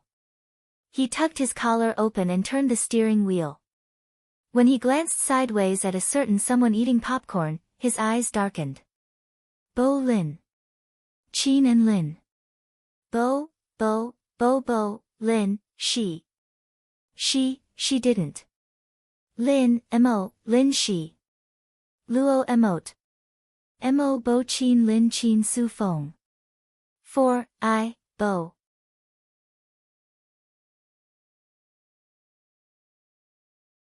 Chapter 1506. Bojio was caught off guard. She watched as he took off his jacket slowly and took a step back. She wanted to turn around and avoid him. As though he had expected her to do this, Qin Mo took a step forward and pressed down on her long legs. His handsome face was so abstinent that it made her heart race. Didn't you say at the cinema that you will accompany me when you come back, MH? The popcorn Bojio was holding had already scattered. He took one and placed it between her lips. Then he lowered his head and kissed it gently. His breath was so fresh that she could smell the faint scent of mint. He was using the honey trap again. That was Bojio's only thought. She couldn't reject him. But every time she was bullied by Qin Mo, Bojio seemed to be pulled out of the water. Even though Qin Mo never went through with it, it was the same. Her long bangs fell down and covered her eyes. Bojio was still recovering when she heard him say, "I'm going to cut my hair." Bojio didn't mind. She took his arm and used it as a pillow. His handsome and mischievous face seemed obedient. "You don't want to cut it?" Qin Mo played with her hair, his gaze lowered. Bojio closed her eyes. "I'm too lazy to go out." Being a homebody was really contagious. Qin Mo said, "Get Madame Zhang to prepare it tomorrow. I'll cut it for you. You know how." Bojio opened her eyes lazily. Qin Mo caressed her head, his voice calm. "I'm experienced." Bojio was curious. "Who did you cut it for?" "Princess." Qin Mo remained expressionless. Bojio opened her eyes immediately. "Brother Mo, are you serious? What do you think?" Qin Mo asked. He was serious. Bojio tried. "I need a handsome hairstyle. It can't be ruined." "Why do you need to be handsome when you have a boyfriend?" Qin Mo's voice was slow. "I can't keep the gifts from the fans in the club." "Bojio, what if a jealous boyfriend wants to ruin my hairstyle?" "I'm waiting online. It's urgent." The next day. Qin Mo didn't really ruin her hairstyle. But he did cut it at home. The hairdresser was at the side guiding her. The way Chin Mo held the scissors and wore a white coat made him look even more seductive. After the haircut, Bojo looked much more refreshed. There weren't any stray hairs on her forehead and she looked like the school hunk. She was so handsome that the hairdresser couldn't help but sigh. Chin Mo brushed the stray hairs off his hands, changing out of his white coat and donning Supreme Alliance's uniform. His gaze was deep. So what if he was handsome? Other than him, no one else could have it. With this kind of situation, they would definitely be together in university. After the movie started, many people were asking who the Chinese teenager who acted as the hacker was. For a moment, the screen was flooded with topics. But soon, for some unknown reason, after just one night, these discussions suddenly disappeared. The director responded personally, saying that the actor was a friend of his and that it was a friendly act. He had no intention of making his debut. That's why he said that. It was because he had received a call from Bojo. She had told him that she wasn't going to enter this industry. Chin Mo agreed with this point. Before this, he had sent a lot of companies to the club.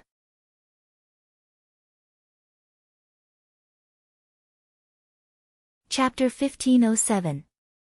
The group of entertainment companies didn't dare to come again after hearing Chin Mo's words. The Chin group could easily kill them with a single move. Be it money or resources, they were the best in the entire industry. And, fiancé, cough, cough, cough, cough. It was easy to imagine the scene of the bosses of the entertainment companies choking. At that time, Chin Mo's assistant had been smiling from the side, thinking that flaunting his wealth wasn't the main point of his young master's words. The main point was to be proposed to. Boss Chin wanted the entire business circle to know that he was taken. Boss Lee, who had been asked by Chin Mo for advice on how to raise his brother, didn't receive any follow-up questions. There were also people who didn't change their minds and wanted to interact with Bojo alone. In the end, they realized that they had been too naive. Some people weren't people the media could follow even if they wanted to. The courtyard wasn't a place anyone could enter as they pleased. On the other hand, the retired big shots would often see Chin Mo bringing his little friend out for walks. Occasionally, he would ask the child to help carry the flowers and ask, "Have you done your homework?" As someone who was used to being left alone, Bojo would stiffen every time she was asked such a question. "We can talk about something else." After reaching school, Bojo didn't sleep. Instead, she took a book and started revising. She couldn't be at a loss for words every time she returned home when the Almighty asked her what she had learned today. The blonde from second high came looking for someone. The gist of it was that he wanted to study hard too. Bojo was slightly taken aback. She sized him up. "Study? You?" The blonde gave her an expression that said, "Why can't I study hard for the person you love? Who wants to get into a better university? Let me work harder." Bojo replied, "Who is that?" "You know." The blonde suddenly felt embarrassed. Bojo tapped her fingers. "You want me to tutor you? Isn't it obvious?" The blonde swept a glance behind him. "I wanted them to tutor me." Bojo followed his gaze and saw a few street bullies scratching their ears and cheeks. They didn't even understand middle school English. "You probably didn't improve. You're telling me all the wrong answers," the blonde said angrily. "Bojo. Are you tutoring me or asking for answers?" "Expert, you have to save me." The blonde scratched the back of his head. "I can't do too badly. It doesn't show anything now. My mom said that when I enter society, it will depend on my education." Bojo arched a brow. "Wrong, once you enter society, you will see who your father is." Blondie's face was stiff. "When I can't make it anymore, I'll go home and inherit the family property." Bojo stuffed a hand into her pocket. She seemed to have thought of something and leaned forward slightly. "Is education very important?" In any case, her group of friends always think that I don't know anything. The way they look at me is really. Actually, I don't really care about it. Blondie tilted his head. I don't want her to embarrass herself. Bo-Jio's gaze dimmed. What if the girl's education level is low? People will probably talk about her after she enters society. The blonde was deep in thought. I won't care. Some people with high education levels are tired of chatting. Do you know what they will talk to you about? They will discuss the progress of mankind and ask me how the theory of relativity came about. They will think that you don't understand because you are uncultured. Sigh, it's a blow.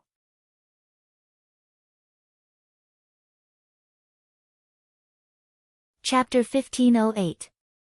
F***ck, my goddess just has to talk to me about games. The blonde glared. Do we need to talk about anything else? Bo-Jio replied slowly, is it appropriate for someone with a girlfriend to call another girl a goddess? My girlfriend is a Luo fan, I followed my girlfriend's footsteps to become a Luo goddess, the blonde replied seriously. Oh, Bo-Jio replied. What do you think about her retirement? I hope it won't be so soon. The blonde was unusually serious. Bo-Jio tilted her head, deep in thought. The blonde watched from the side. The more he looked, the more he felt that it was unfair for a girl to be so handsome. More importantly, he would unknowingly treat her as a boy. He thought about the recent events and couldn't help asking, oh right, I have a request, expert, can you not be so handsome the next time you appear? Bo-Jio arched a brow. MMH?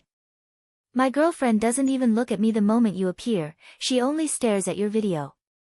The blonde sighed. I even got a haircut for her but it didn't work. Bo-Jio sized him up casually. No wonder your hairstyle is so similar to mine. Isn't it handsome?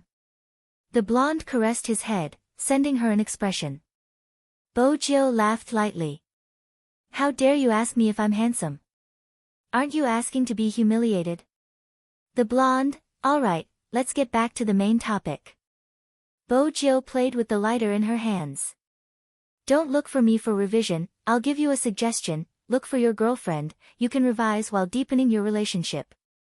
The blonde's eyes lit up. Expert, how did you think of such a good idea? Why else do you think I look for my almighty to revise? Bo-Jio laughed. If you don't even have such a method to woo a beauty, how am I supposed to woo her? The blonde choked. Expert, does young Master Qin know that you call young Master Qin beauty?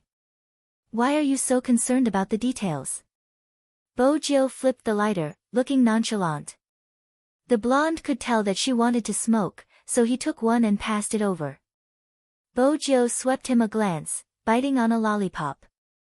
I'm not smoking. Master, are you kidding me? It's fine if you don't skip classes, but you don't even smoke anymore. The blonde was shocked. Bo-Jio replied, you have to be prepared to be clean when you get married. Quitting smoking isn't a big deal. Blondie. Young Master Qin probably doesn't know that you treat him as your wife. However, it was also the right choice to look for an expert. After all, he really didn't think that there was a way to improve their relationship while revising. This way, he could ask that person to come to his house. The more the blonde thought about it, the redder his face became. Don't look at how pure he was. After thinking about it for a while, even his ears turned red. When the people from Second High saw him, they were a little confused. Boss, what's wrong with you? What do you mean? Go back and study. The blonde ordered. The few of them began to enter a state of selflessness again. They were the leaders of No. 2 middle school, and now they were holding an English book every day. Seriously, he couldn't even fight when he went out to fight. What could he say? The power of love was truly great. On the other hand, everyone from No. 1 middle school covered their mouths when they saw Bo-Jio. Too cool.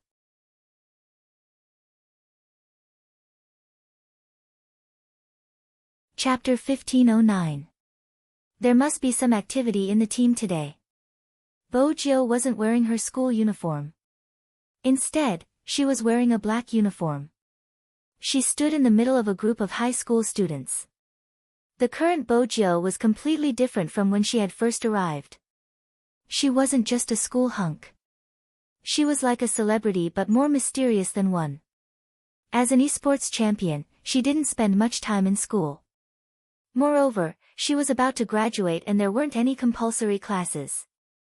Some students who were good at their craft had already left school. Hence, they had more freedom. One could imagine the reaction of the students when they saw her again. They walked round and round. Basically, there were cries of, "Ah." Someone couldn't help but ask, "Almighty Z, why are you wearing your uniform today?" They thought they wouldn't get an answer. Unexpectedly, the youngsters stopped and said, "Supreme Alliance is recruiting. Those who aren't dressed neatly will be punished." Recruiting? This word didn't just arouse the curiosity of the students. Even some esports platforms started to become active. Supreme Alliance was recruiting. Everyone knew that Supreme Alliance had been recruiting previously. That was when they met Spade Z. The election held by Supreme Alliance was still fresh in their minds. The FC King of Zone C had appeared for the first time. She had even brought back north of the Een Mountain and the famous RMB player, Feng Shang. This time, they didn't know if Supreme Alliance would be able to achieve the same result. They could imagine that it had been a year since they saw Spade Z. A year. Time passed so quickly. No wonder Goddess Luo wanted to retire. The news from the past 2 days made the esports players feel uneasy.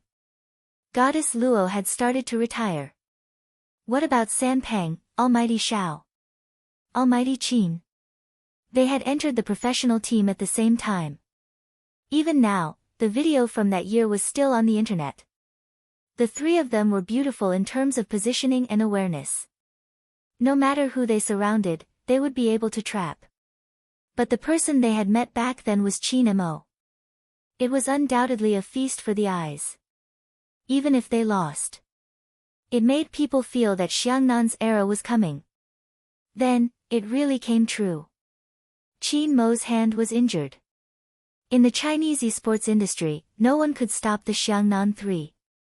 From sorcerer to ADC, Luo Luo was experimenting. Because of this, people had a deep impression of it. This was probably the glory that belonged to them. Branded in their youth, how many people still remembered the days they had accompanied them? Emotions can't be stabilized. All the fans were the same. Because they had a premonition that their favorite almighties would start to retire one after another. Even such an outcome was unacceptable. However, they also understood that some things could not be forced. At this moment, such a piece of news came. Supreme Alliance was recruiting. The most interesting thing was that Almighty Qin wasn't the examiner this time. It was Spade Z. A media reporter asked, "Almighty Qin, why aren't you the chief examiner this time?" "I've made other preparations." Being asked like this, the fans thought about the issue of retirement again, and the uneasiness in their hearts just started to rise. In the video, Qin Mo tilted his handsome face and replied casually, "No, I'm accompanying Madam to be the assistant examiner." Is there anything wrong with that? The media.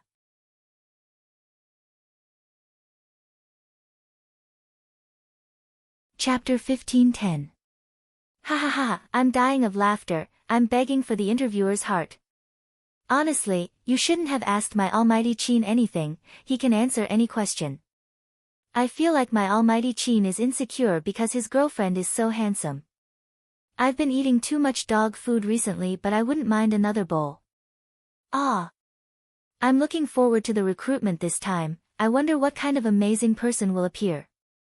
As the discussions continued, Supreme Alliance's recruitment became a hot topic that couldn't be ignored. As usual, Supreme Alliance would have an internal recruitment every year.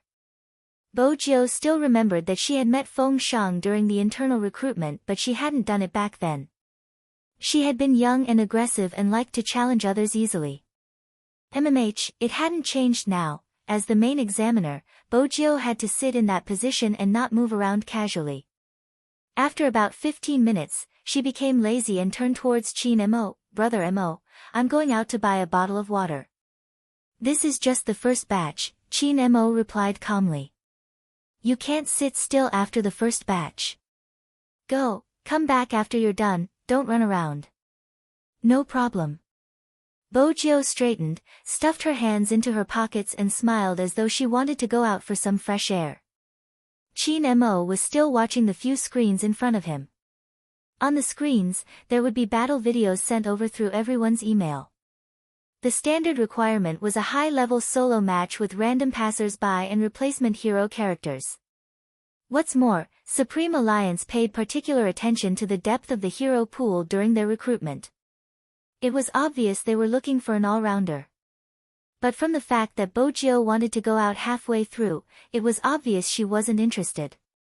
The Almighty had made her the main examiner so that he could keep an eye on her. Bojio caressed her hair and walked towards the machine. She inserted a few coins but hadn't pressed the button yet. Just then, there was a loud thud. Something beneath her long legs clanked. At this moment, she realized there was another person there. It wasn't a tall person, but he wasn't small either. He was half squatting with a bottle of water and carrying a backpack of the same color. It was indeed hard to notice him. Their gazes met. Bojio was greeted with a small face the size of a palm, looking slightly noble. The little person paused when he saw her. Bojio arched a brow and turned, her gaze deepening. Her tone was like a teasing uncle. Little girl, you look familiar. The red keyboard on your back is exposed. The little person was expressionless. He replied, starting to organize his backpack. He seemed to recall something and passed her the bottle of water. Bojio's eyes flashed and she smiled. I was wondering why you looked so familiar. It's you, the little friend who gave me the tickets for the Asian Cup. Godzi. The little person's voice was cold but his ears were red. Bojio watched with interest. She took the mineral water and thanked him before starting to study the child. Isn't it tiring to carry a keyboard around? The little person took another bottle of mineral water and replied, I'm used to it. She. Bo, she, bo he raised.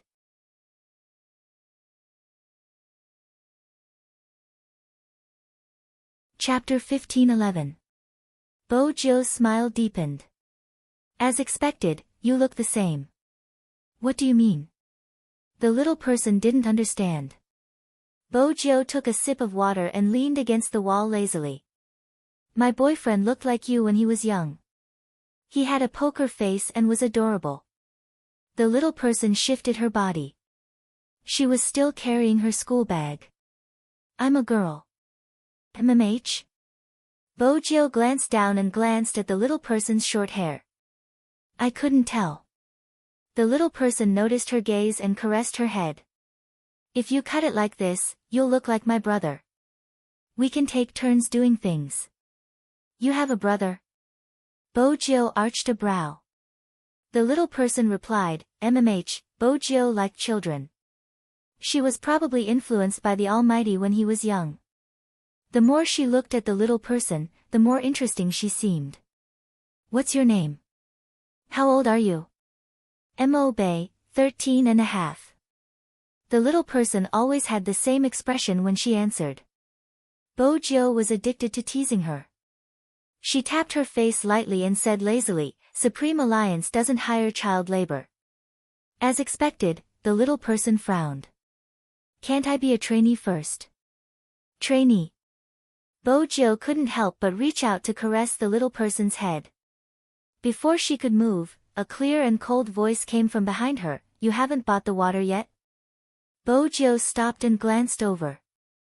She saw the handsome face that could make all newbies willingly follow his orders. I'm almost done. I met an interesting little kid. Chin Mo followed her hand and saw a little boy with his head raised. He was waiting for someone to touch him, his face expressionless.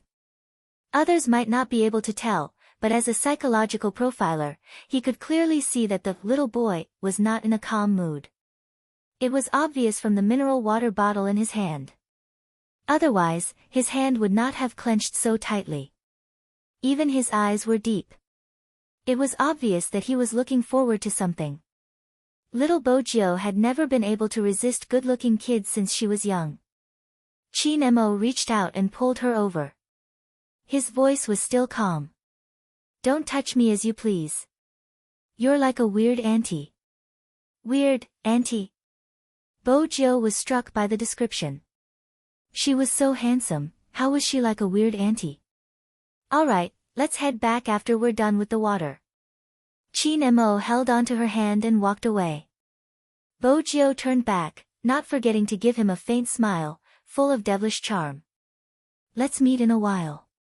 Chin Mo noticed the red keyboard on the back of Little Boy and guessed that he was a contestant who had come to participate in the competition.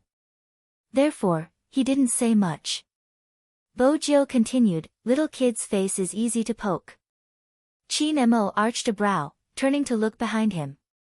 He saw that the little boy was reaching out and poking his own face. It was obvious that he was nostalgic for something. This made Almighty Chin's eyes sink even deeper. How old? MMH? Bojio raised a brow. How old is he? Chin Mo asked casually. Bojio lifted her thin lips. 13.5, that's a young age. You haven't even passed Supreme Alliance's recruitment age and you were recruited internally. You seem pretty good. Chin Mo didn't say anything else. He glanced in the direction of Little Boy with a hint of warning.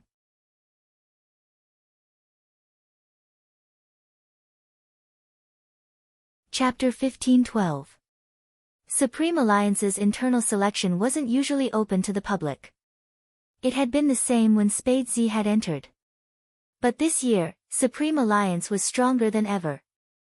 They were the national champions and the defending champions of the Asian Cup, making Supreme Alliance a team that almost every young esports fan wanted to join. It was even more so than Xiangnan. Many people were saying that the all-star era of esports was coming. Spade Z and Chin Mo seemed to have become a hot topic. There were many reporters at the entrance of the Chin Group's building.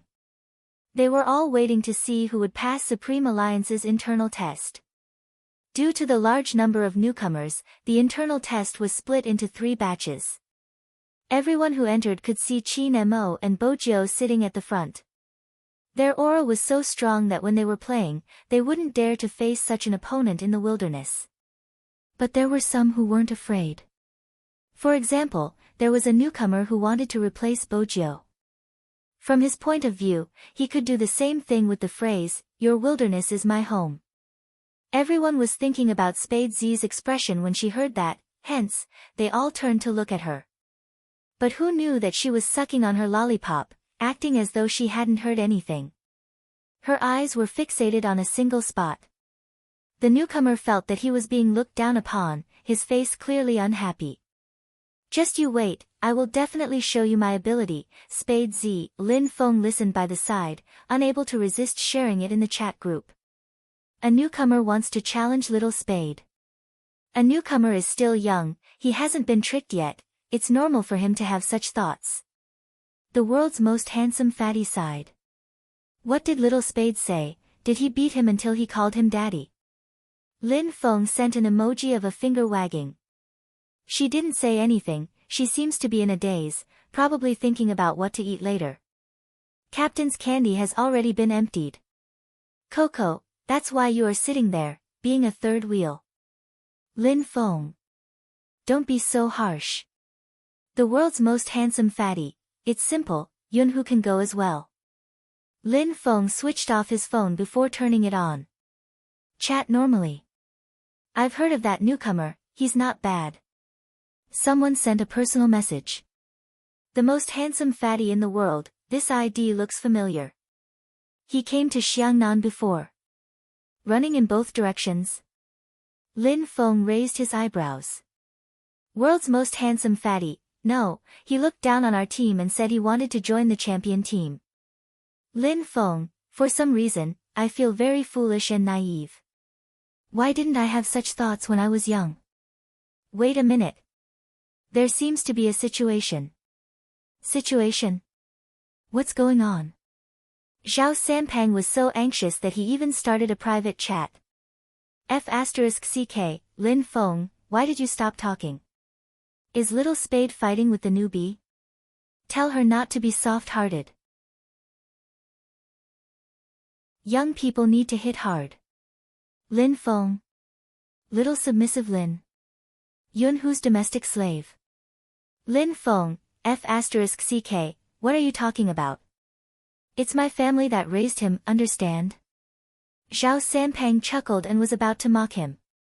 Another voice came from the other side. Ha ha ha, that newbie was beaten up by a kid. Zhao Sanpang, a child. Lin Feng didn't reply because he was looking at the screen excitedly. He turned to ask Bojiu, you've been looking at this kid since the beginning?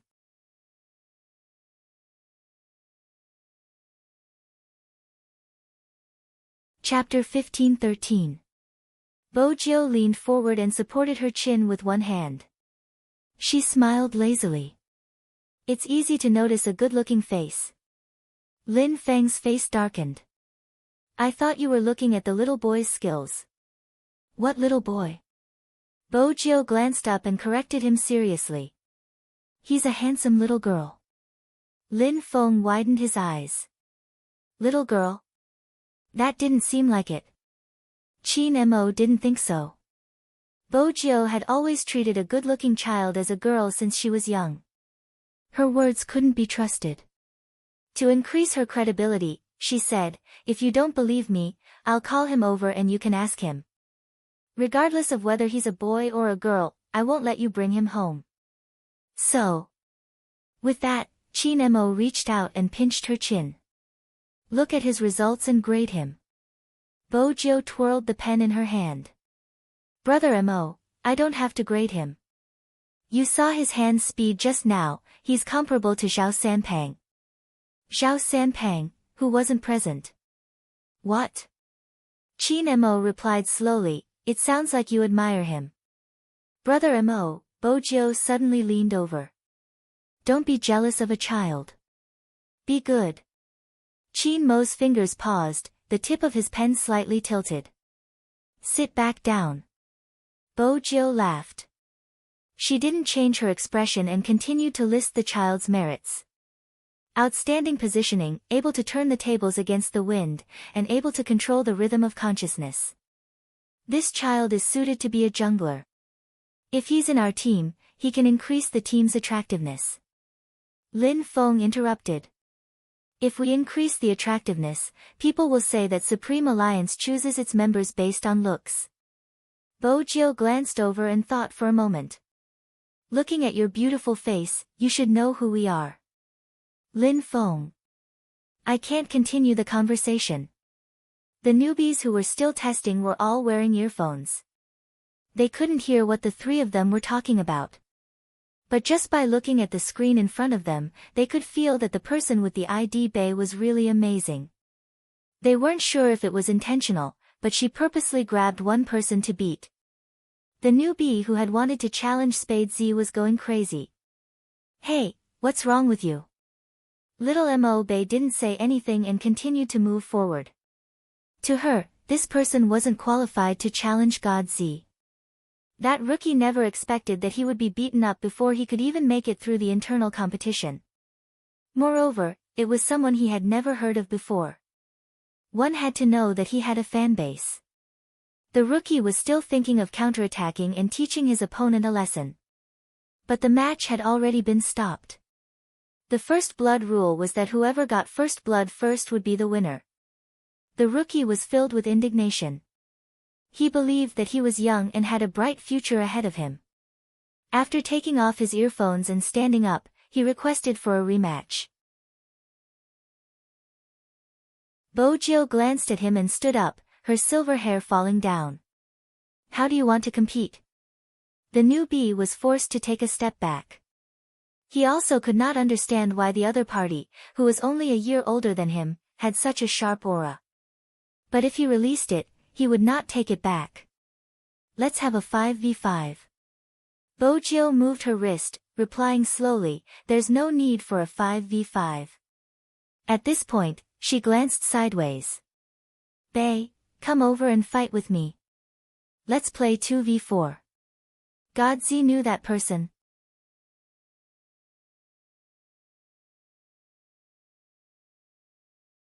Chapter 15-14. The little boy wasn't tall and his dressing was a little rustic. She didn't know which era his sportswear was from. Thanks to his face, he looked fair and handsome. Otherwise, no one would be interested in seeing her dressed up like this. However, this wasn't the main point. The main point was this the bae who was fierce when fighting just now? They couldn't tell at all. Also, wasn't she a little too young? Everyone had to lower their eyes when they looked at Mo Bae. Under normal circumstances, twins of the same egg would have less nutrition than others. When they were young, they wouldn't be very big. In addition, Mo Bae's clothes looked like she had borrowed someone else's, which made her look even younger. Everyone had a look of disbelief on their faces. They couldn't connect the person in front of them with the assassin in the game. On the other hand, Bojio lifted her thin lips and waved at her. Little Mo Bae walked over. She raised her small face and didn't have any emotions. "If it's 2 against 4, I need to change the keyboard I brought. Are you used to using the red keyboard?" "Sure." Bojio reached out and took out the keyboard from her backpack. Then, she turned her body sideways and found a random computer. She changed the keyboard. Her movements were so fast that people wondered if she was a professional.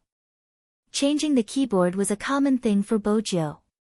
After adjusting it, she pressed the restart button of the computer. She leaned there and smiled. "Who said he wanted to fight just now? Come on." The newbie watched from the side. He didn't know why, but he wanted to retreat. He thought that his skills were already very good among his peers. But, he didn't expect that the person who defeated him just now was a child. Now, the two of them were going to join forces. But, what if he won? If he really won, it would be said that he defeated Spade Z. This topic was too tempting for him. The newbie smiled. "It's me. Sit." Bojio tilted her face. Her silver hair fluttered with her movements. The newbie sat down and found 3 friends that he often played with. They were here for the internal testing. The newbies sitting in front of the computer were both excited and afraid to compete with Spade Z. They couldn't suppress their opponent, so they looked at each other, their nervousness obvious. "What's there to be afraid of? Our skills aren't bad. We didn't become a professional team just because we didn't participate in the previous matches. Besides, it's a 4v2 right now. It's not certain who will win." The newbie had a good idea. Moreover, both of them are assassins. Their positions are conflicting. There are only so many resources in the wilderness. If they dare to come to our wilderness, the 4 of us will surround them and make sure they never return. When the newcomer said this, he seemed to have forgotten that Spade Z was an all-rounder. She could play any position. Hence, when Spade Z chose the tank team, the rookie was dumbfounded. What was going on? Not only that. Choosing Tanfu was one thing. You're even bringing a jungler. Wait a minute. Spade Z's team was a double jungler. Everyone turned towards the little boy and Bojio. The top 20 players in the internal testing arena were crowding around them. They stretched their necks to take a look. Even Lin Feng was interested. "Captain, isn't this the first time Little Spade is assisting someone other than you?"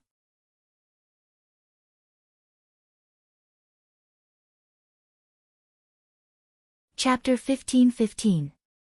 Lin Feng felt a chill down his spine. He silently took half a step back. Their captain was indeed extremely possessive when he was in love. He and Coco had discussed this problem in the past. They didn't know who would be so unlucky to be fancied by their captain. They definitely wouldn't have any freedom. But after that, their captain treated Little Spade well. Basically, Little Spade did whatever she wanted. Hence, they didn't think too much about it. Now, it seemed like jealousy had never stopped. Qin Mo didn't look at Lin Feng who was standing beside him. Instead, he walked towards the place where everyone was gathered. He could faintly hear a clear and smiling voice. "Don't be nervous." It was Bojiu. She wore a black earpiece and waved the mouse with her right hand. She skimmed towards the enemy's wilderness while comforting the person beside her. Little Mo Bei replied. Her small face didn't show any emotions. She had a poker face as she clicked the mouse and followed. Through the big screen, everyone could clearly see the overall situation. Qin Mo didn't seem interested in the overall situation. He reached out and pulled a chair over. He sat behind Bojiu. His long legs were long and slender. His side profile was handsome. His aura seemed calm, but no one dared to come over. In an instant, the surroundings became much quieter. To a certain extent, this also ensured that everyone who played the game would think the same way. There were so many people walking around. Even though their discussions couldn't pass through the earpiece, it still affected their concentration. In the game, Bojiu had already crossed the river. She hid in the bushes and aimed at the opponent's blue buff. The commander on this side was still hesitating. Because he couldn't predict whether the opponent would come. After all, the game was filled with fog. As long as he was in an area, he would be able to see the opponent's position. Now, because he wasn't sure, they were all there. The newbie couldn't act rashly.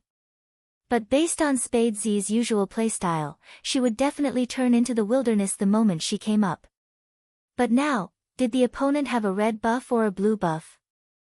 The two beasts weren't in the same area. Just as the newbie was hesitating. All of a sudden, he was hit by a stun spell. Bojiu was indeed in the wilderness. But she didn't snatch the red and blue buff. Instead, her first attack landed on the opponent's assassin. The newcomer hurriedly gave the order to gather. The other three all rushed over, afraid that Spade Z would leave with the head. After all, anyone who had played in Zone C knew how vicious Spade Z was when it came to killing.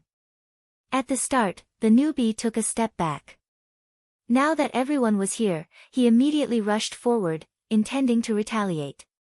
Just like what he said before, if they dared to come to the wilderness, they would surround them.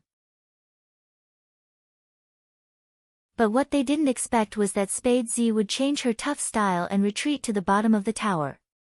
What did that mean? No one could understand if Spade Z wasn't sitting right in front of them. They thought they had met an imposter. After all, Spade Z's style had always been to kill a monster in the opponent's jungle. But today, it seemed like he didn't dare to start a war. It seems like Spade Z is just SOSO. The newbie gleefully took down his blue bundles. I haven't met them before, but now that I have, we won't give you a single one of them.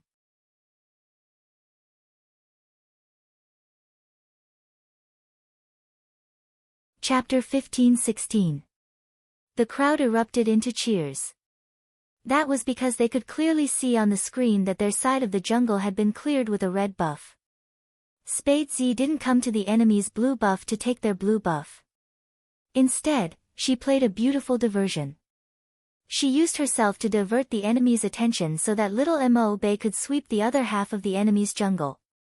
The crowd was starting to explode. But that wasn't the end.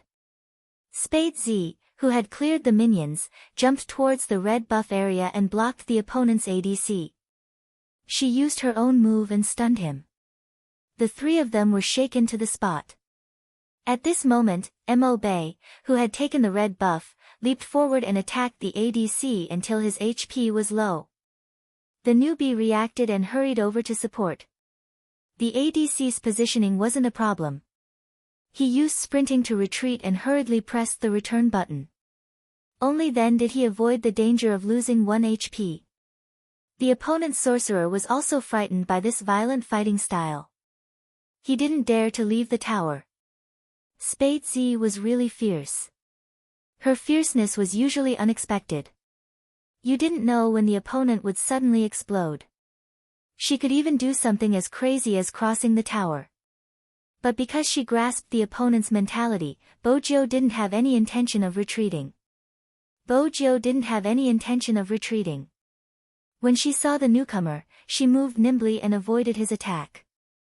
She turned into the bushes and leaped forward, knocking the assassin out. When little Mo Bei saw this, she dashed forward again. After her jungling skills were maxed out, she could directly slow down the opponent. After being stunned, she was slowed down and was hit by a series of attacks. The newbie didn't have much HP left. He shouted for reinforcements. The opponent's people were indeed rushing over. But because they didn't manage to get any resources or minions, they only cared about intercepting Spade Z. Their economic foundation determined their equipment. Their awareness wasn't there and their speed wasn't fast. Hence, their reinforcements were half a beat slower. The newbie gritted his teeth and was about to press the maxed-out jungling skill to slow down the opponent's speed. But he didn't expect to be stunned again. Spade Z's support skill shot out something that looked like a strip. It could cause damage from a distance. The newbie was waiting to recover. But in the next second, he paused. He watched as the player dashed to his side and used a max-level jungling skill to reduce his speed once again. Not only did the player get close to him, but he also dealt lethal damage to him. He, who had always dominated the jungle and was known as a jumping hero, did not even have a chance to jump. There was a deafening special effect in the game. First blood. The first drop of blood. Who has the head? People subconsciously turned to look. Words appeared on the screen. Spade Z. Using support to take the first HP. And the one he killed was an assassin. Deafening cheers rang out in the small private venue. It was the truth of the words fans often used to describe her. Who said I wanted to attack your monster? I'm going to hit you and take the red and blue beasts from you. The other party was already feeling a little numb from this kind of heavenly performance. In the past, he didn't think much of it when he watched the competition.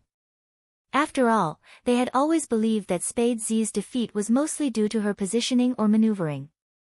If it had been them, they definitely wouldn't have done such a thing. After all, Spade Z's moves weren't invincible. But when they sat down and fought with Spade Z, they realized that Spade Z was the real deal. There were some things that you couldn't think of, and even if you did, you wouldn't be able to keep up. It was a different feeling from being able to look at the entire map from the audience's perspective. They couldn't even guess what Spade Z wanted to do. Originally, he wanted to watch the operation at the beginning. He thought that the other side was worried about the 2v4 and wanted to hold back a little, so he wouldn't be too aggressive. He didn't expect that her target from the start wasn't anyone else, but the assassin from their family. There was a principle in playing this game. As long as you can suppress the opponent's assassin, then, the wild zone will basically be yours. It seemed like Spade Z wasn't worried at all. It was because they had used conventional methods to think of her style of play, and they had thought of it wrongly. Someone shouted, FC King, God Z. All that was left in the surroundings were the shouts. Some of the opponents wanted to stop Spade Z, but when they saw that her HP didn't seem to have dropped, they stopped. All of a sudden, he lost all thoughts of intercepting them. But even if they didn't stop her, it didn't mean that Spade Z wouldn't take the initiative to attack. She already had a kill on her, so she had pulled away from the opponent in terms of finances. In addition, their little assassin was hiding in the bushes at the side. Bojo didn't hesitate. She leaped forward and used the special skill of dizziness. That was when the audience realized that in the seemingly easy operation, there was a shocking technique involved. Up until now, no one had been able to accurately hit Spade Z. On the other hand, the damage she dealt was able to knock out two opponents at once, and her attacks didn't miss. Achieving this sounded like a very thin task. But when it reached the extreme, hand speed, prediction, consciousness, passive moves, familiarity with the map, and even the key points of the opponent's skills. All of these required the operator to be incomparably familiar with them. Not everyone could reach this step. Not everyone was Spade Z. Even though this was the first time they played together, little Mo Bei, who was extremely cooperative with Bojo, leaped over the moment the two opponents were knocked out. Her target was the fragile ADC. The ADC didn't have a red buff on him. Even if he resisted, he could only deal a little damage. At this moment, Bojo followed over. She used her max-level jungling skills and forcefully reduced the ADC's speed. This time, the ADC didn't escape. Little Mo Bei twisted her wrist, and with a beautiful movement, she successfully took down the opponent's head. Did she think it was over just like that? How was that possible? Bojo sat in front of the computer with her black earphones on and a smile on her face. This meant that she had locked onto her next target. The opponent's tank wanted to cut off their back in order to protect their sorcerer. But he didn't expect that Spade Z didn't go for their sorcerer. Instead, she turned back and hit him with a stun. Little Mo Bei didn't say anything when she saw this. With such a high level of cooperation and the whole set of damage, even a tank would lose some HP. The newbie on the other side saw this and immediately rushed over. Even if he couldn't kill Spade Z, he would be able to bring this arrogant child away to regain some face. After all, once the assassin's damage was used up, he was basically useless. But just as he was about to come in with his spear, a voice suddenly rang out. But in the next second, he froze. It was another jungling skill that slowed him down.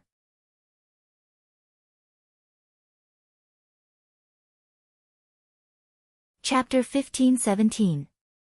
The opponent didn't manage to provide support in time and lost another player.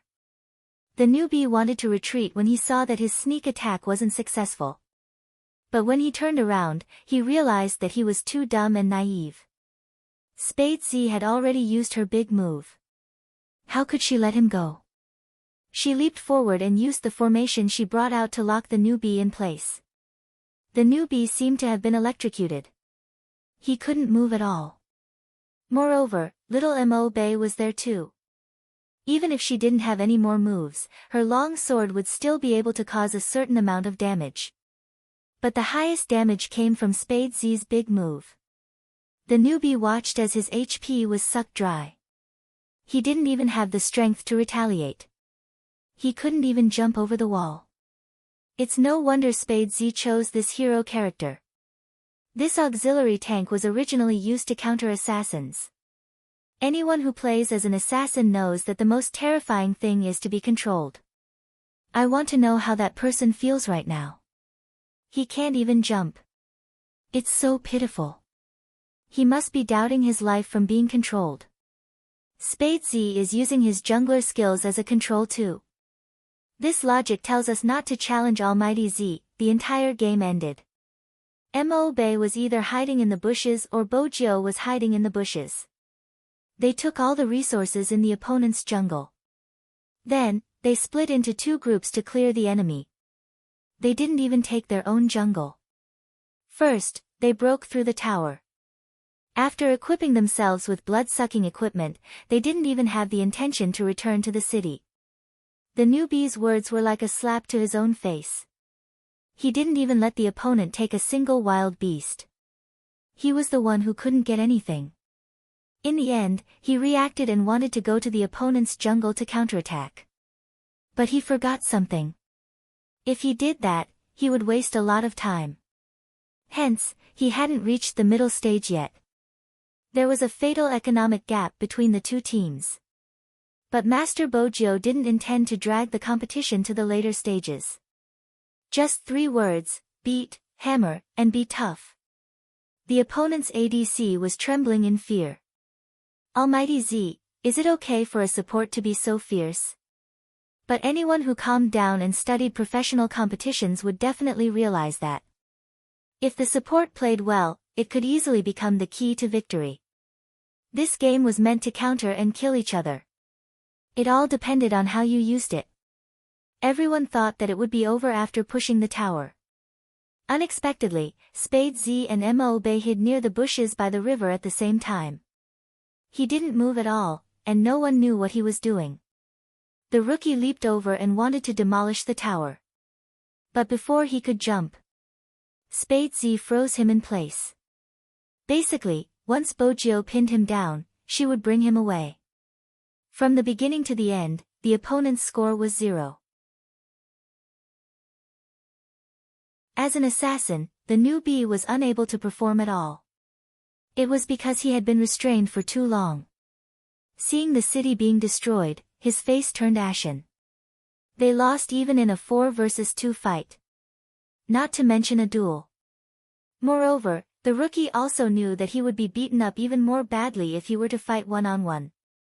Right now, Spade Z was still using support. What if she used her best assassin skills? The rookie did not dare to think further. He took off his earphones as the burning sensation on his face had not stopped since the beginning. Bojio smiled lazily. She wanted to ask, is it time to call him daddy? However, when his gaze fell on the little person sitting next to her, he retracted his hand. It's not good to lead children astray.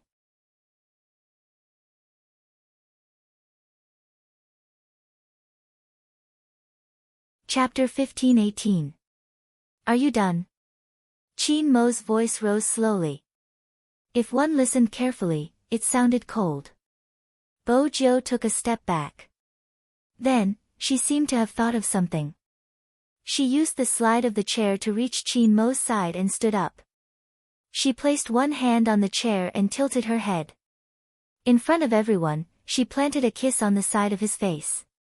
Her silver hair fell down. She was still that handsome and arrogant youngster. I'm done. I'm asking for a reward from Captain. This time, Chin Mo smiled. He pulled her to his side and looked towards the newbies who were stunned. The top 5 in terms of data, stay behind. Little Mo Bei stood up. She carried her school bag and stood at the front of the line. Chin Mo swept her a glance and didn't say anything. But he knew that this little boy was in a good mood. Little Mo Bei was indeed in a good mood. Even though there wasn't any emotion on her face, she was happy inside. She hadn't expected to be able to play with Almighty Z.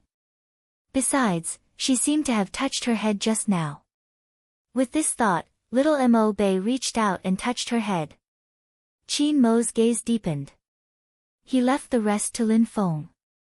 He dragged a certain someone to the office on the top floor and locked the door. Bojio still didn't understand what was going on. The Almighty pressed her onto the office sofa and started kissing her. All he could smell was the faint scent of mint. His thin lips pressed against her ear, and even his voice carried a trace of numbness. Did you have a good time playing games just now? MMH? It's nothing much. Bojio's body trembled. When she felt his hands sliding in, even her eyes started to tear up. Chin Mo held her waist and lowered his gaze. When are you going to change the fact that you want to bring a good-looking child home to raise? I only want to raise one. Bojio immediately understood the reason. Chin Mo arched a brow. Then why did you help her? Brother Mo, she is really a little girl. Bojio felt that she had to make things clear. Chin Mo smirked. When you first met me, you said I was a little girl too. Bojio. Did he hold a grudge for so long? Lin Feng is still there. You can ask him, Bojio suggested. Chin Mo leaned forward. He will ask. We will solve your problem slowly. What else do I have? The rest of Bojio's words were replaced by kisses and hands. Chin Mo was really jealous. Even when he was young, he didn't want to be surpassed. A numbness spread from her tailbone. Bojio was locked in his embrace and moving would only bring her closer to him. His hands were under her clothes, and the strength of his kneading was impossible to resist. Even if it was through the friction of his trousers, it was the same. Bojio wanted to move but he pressed her long legs down, his voice still beside her ear. In the future, don't touch other people's heads so casually, understand? That voice was a little heavy. The air in the room was heating up bit by bit. The more he behaved this way, the more she could see his seductive side. Once that handsome face was stained with other things, it was like a noble god falling from the sky. There was a faint evil aura on it, making people want to be controlled by him more. Chin Mo wasn't going to let her off just like that.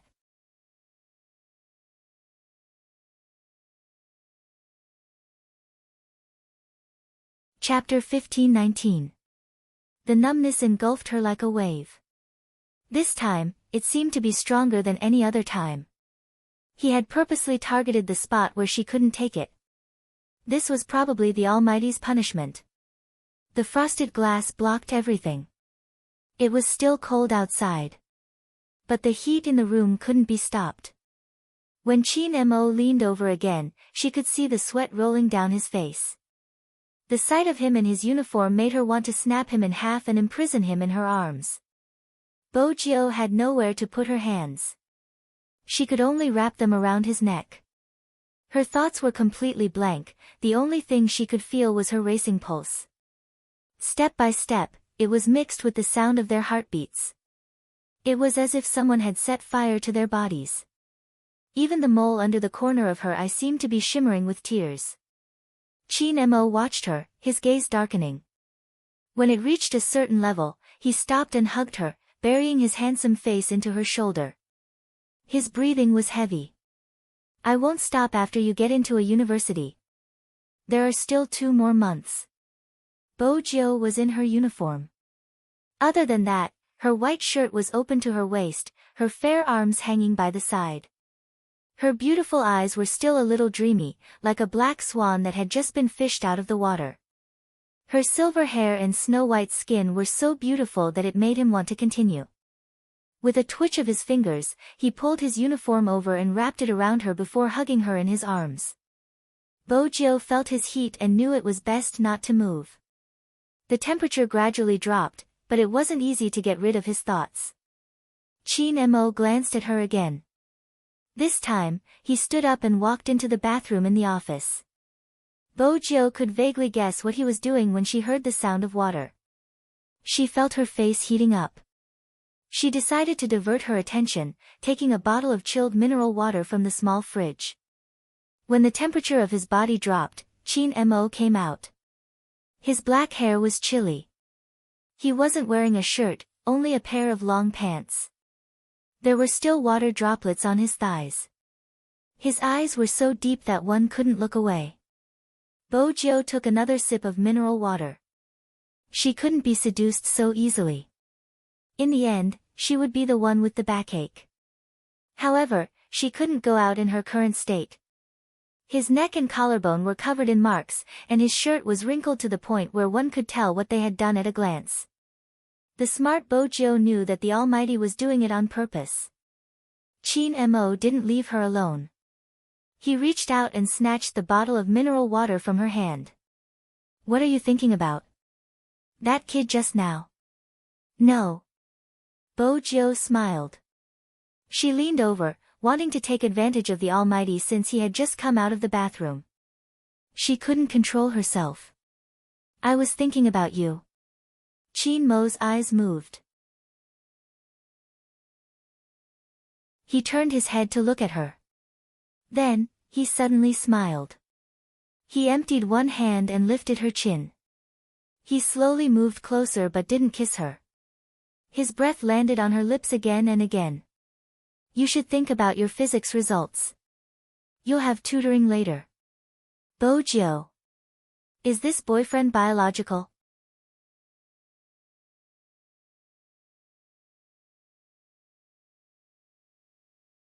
Chapter 15-20. So it turns out that jealousy is this powerful. Bo Jio found the Almighty adorable. Ever since he had grown up, she had never seen him like this. Other than when Hoshino was around, there were still some traces. Usually, the feeling the Almighty gave her was that he didn't seem like a boyfriend. Instead, he seemed to be there to supervise her studies. Now, it seemed like the jealous little Princess Chin was still around. Bo Jio had never forgotten how he had threatened her back then. For example, little Bo Jio, if you want to play with others, don't play with me. The way he said it now was simply the same old saying. Bo Jio smiled, a mischievous smile on her face. She didn't care that she was being controlled. After all, it wasn't easy for someone to control her after so many years. Even her heart had a place to rest. They often said that when you were in love, you shouldn't give everything to another person. Bo Jio was certain that he had never met someone who hadn't changed since he was young. So that you could eat a piece of candy whenever you wanted. He would never force you to do anything you didn't like. He didn't care how others saw him. In his heart, you are you.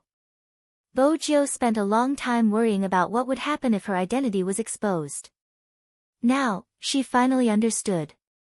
No matter what she looked like, he would be infinitely tolerant. It felt good to be hugged in his arms. Even though it was the physics test that she hated the most. She could still smell the faint mint scent on his body.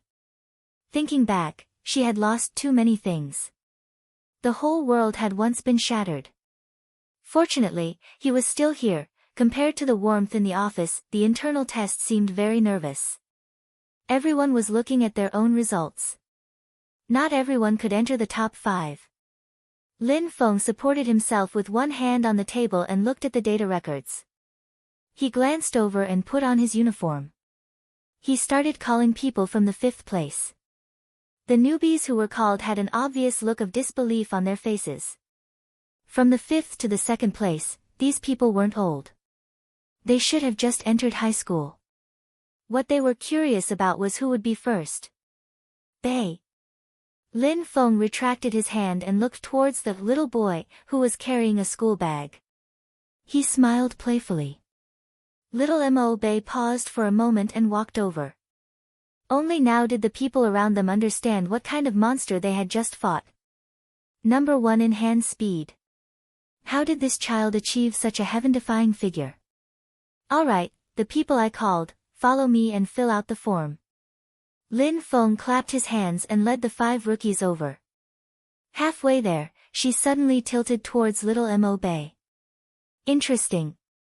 Little Mo Bei felt that the other party was looking at her with a complicated gaze, but she, who was usually expressionless, did not show any expression. The smile on Lin Feng's face grew wider and wider. He wondered what his captain's expression would be if he knew that this little boy was one of the rookies in the team. Fill in your name, age, gender, contact information, and home address according to the form.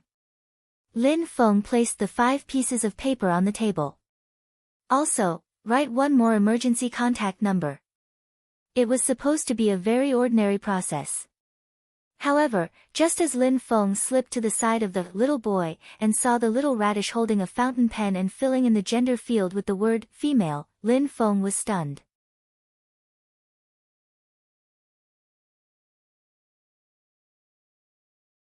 Chapter 1521. The child's gender was out of Lin Feng's expectations. Hence, Lin Feng could only let the other 4 leave first. In the entire archive room, only Lin Feng and Mo Bei were left staring at each other. Little Mo Bei was still carrying her school bag. This was the 3rd time she had raised her head to look at the clock hanging on the wall. Lin Feng sent a series of question marks and exclamation marks in the discussion group. He wanted to ask everyone what they should do if they found out that their youngest new member was an ice cube little girl. They couldn't arrange a dormitory. They had to be more careful when they smoked. It seemed like she was still too young. Are you 13 years old? Lin Feng asked.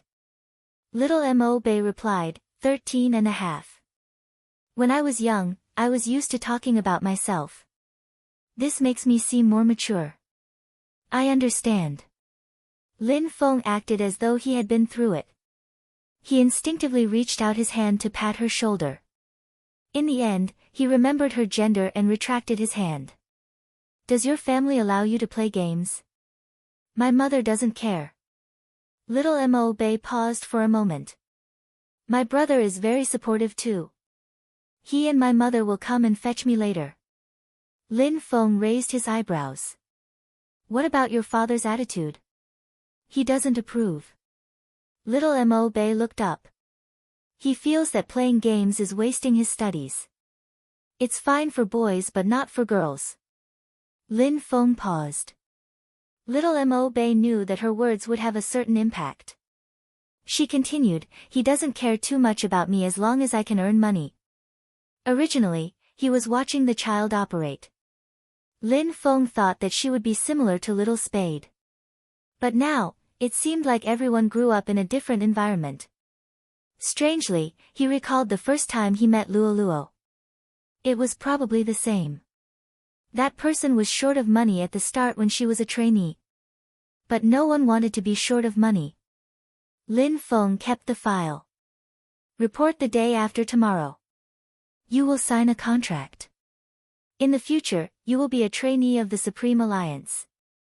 The salary isn't very high but it is definitely the highest among all the teams. Our captain is rich. After Mo Bei finished listening, she finally asked, does it mean that you agree to let me join? Isn't there your mother and brother in the parental consent column? Lin Feng smiled. My father didn't agree to me playing games in the past. My mother can make the decision. At this moment, Mo Bei finally looked like a child.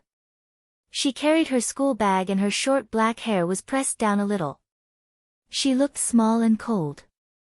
From now on, you will be under Little Spade's care, Lin Feng said as he divided the children into groups. He couldn't possibly let these rough men lead him. After all, she was a little girl. Come to think of it, little girls nowadays are fiercer than boys when they play games. In the future, Hero would not be dominated by women, right? Shivering with cold. Unlike Lin Feng's overthinking, little Mo Bei's lips curled up slightly after hearing his words. She reached out her hand and touched her head. If Almighty Z was the one who took care of her, she would be able to touch her head frequently in the future. On the same day, the Qin group announced the hand speed data. This was done so that the media would not dig deeper. People only noticed the age on Supreme Alliance's name but not the gender. In the end, only a few people knew that Bei was actually a little girl. After filing the documents, Lin Feng gave a simple summary of the child's situation. In the end, he added, similar to Luo Luo.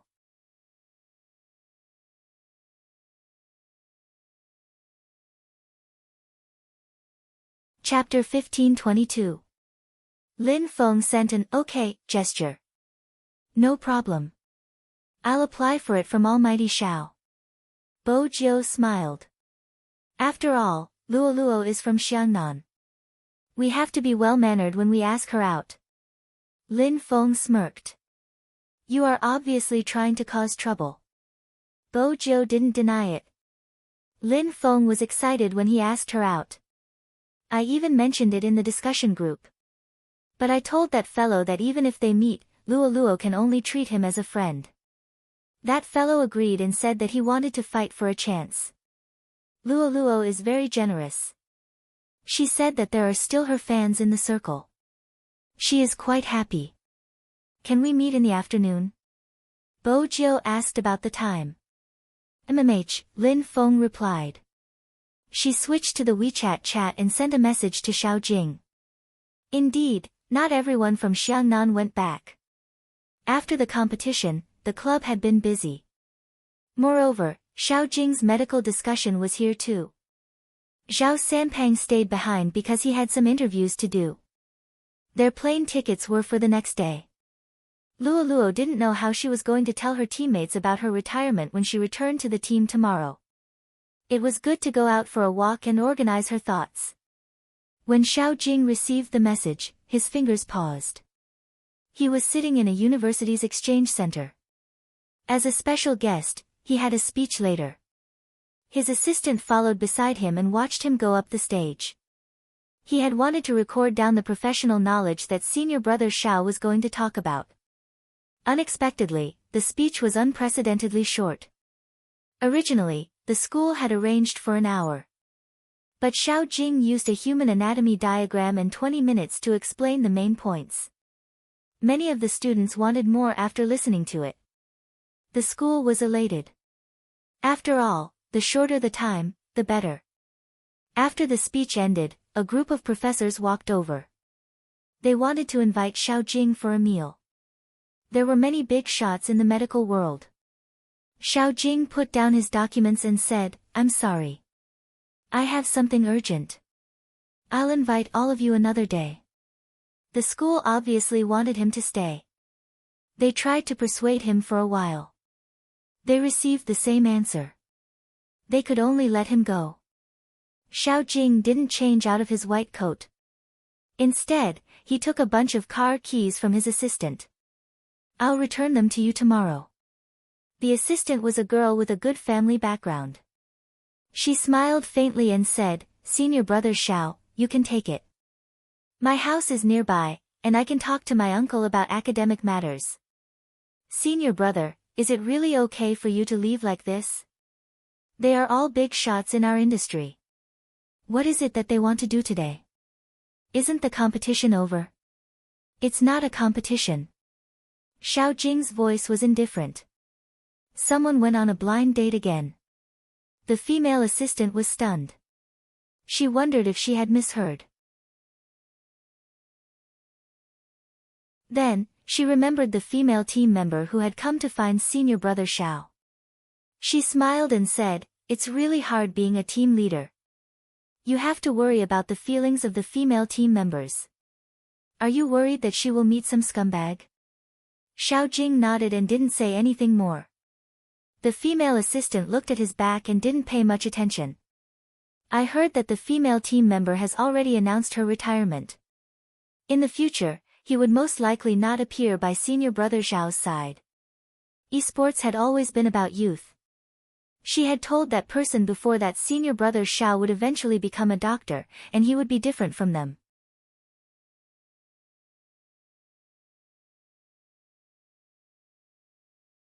Chapter 1523. The weather at the start of April was very suitable for a date. Jiang City wasn't that cold anymore. She just needed to wear a trench coat outside. Luolua's dressing was much more relaxed. Her long hair was draped behind her like silk. Due to her outstanding looks, she attracted the attention of the people around her the moment she entered the cafe. She glanced sideways and rolled up her sleeves. She looked around and was about to send a message to ask the other party where he was. Just then, someone raised his hand and held onto her bag that was about to be swapped. He smiled faintly and a little shyly. "Goddess Luo." Luo paused and looked at the person. He was obviously younger than her. His face was pleasant to look at, and when he smiled, she could see 2 canine teeth. Lin Feng's friend had this kind of divination too. "The seat on the left," the person said. Then, he stuffed his hand into his pocket. Luo then noticed that when the person stood up straight, he wasn't short. He was 1.8 meters tall. The two of them sat facing each other. The person's face was still red. He seemed even younger. Luo laughed softly. "You aren't old, right?" The person glanced sideways. "I'm an adult. Do you want to drink something?" "Okay." Luo looked at his face and felt that she had aged. The person took the menu and pushed it over. "You order." At first, Luo didn't believe what Lin Feng said. She thought that the person really treated her as a goddess. But now, she believed him. "What do you like to drink? Dessert or not?" Luo flipped open the menu and asked the person. "Not sweet."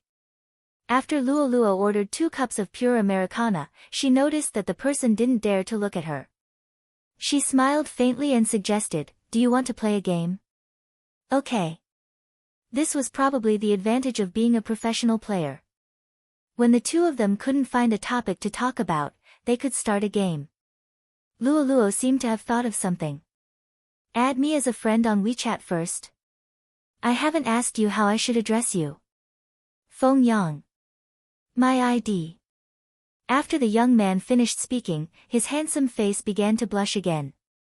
After all, to him, he had never thought that one day he would be able to add his goddess's WeChat. Luo had heard of this name before. She had even fought against him before. She had thought that he was an older person. After all, his fighting style looked explosive and experienced. She hadn't expected him to be this type in real life. As expected, she guessed that the people in their circle couldn't be analyzed based on their fighting style, personality, age, and appearance. The WeChat was accepted. Luolua was about to raise her hand when she saw the person's profile picture. That portrait was her picture, and there were 3 words written on it, "My goddess." Luolua paused. Feng Yang also seemed to realize that something was wrong. He immediately reached out and pressed down on her phone. Luolua laughed softly. "Many people of your age use this avatar of mine." "Yes." Even Feng Yang's neck was red, which didn't match his overall image. "Our entire team is your fan." Luolua raised her phone. "I can't embarrass myself in front of my fans. I'll play well later." This sentence alleviated the awkwardness at that time. When Feng Yang entered the game to choose his hero, he couldn't help but look at the person opposite him. He wasn't sure if it was because he was a fan or because he had a good impression of him. No matter what, he didn't want this person to retire. 2 professional players were playing online, and it was a team with different teams. Naturally, it was eye-catching.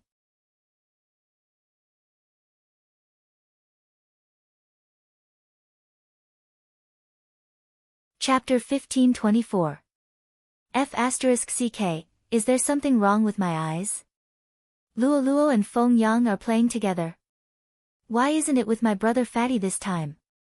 They can play together even if they aren't in the same team. Is there a problem? My god Yang got what he wanted and finally connected to goddess Luo. I can imagine my god Yang's inner thoughts. It's wonderful. The era of the little wolf puppy is coming. My god Yang must have done something.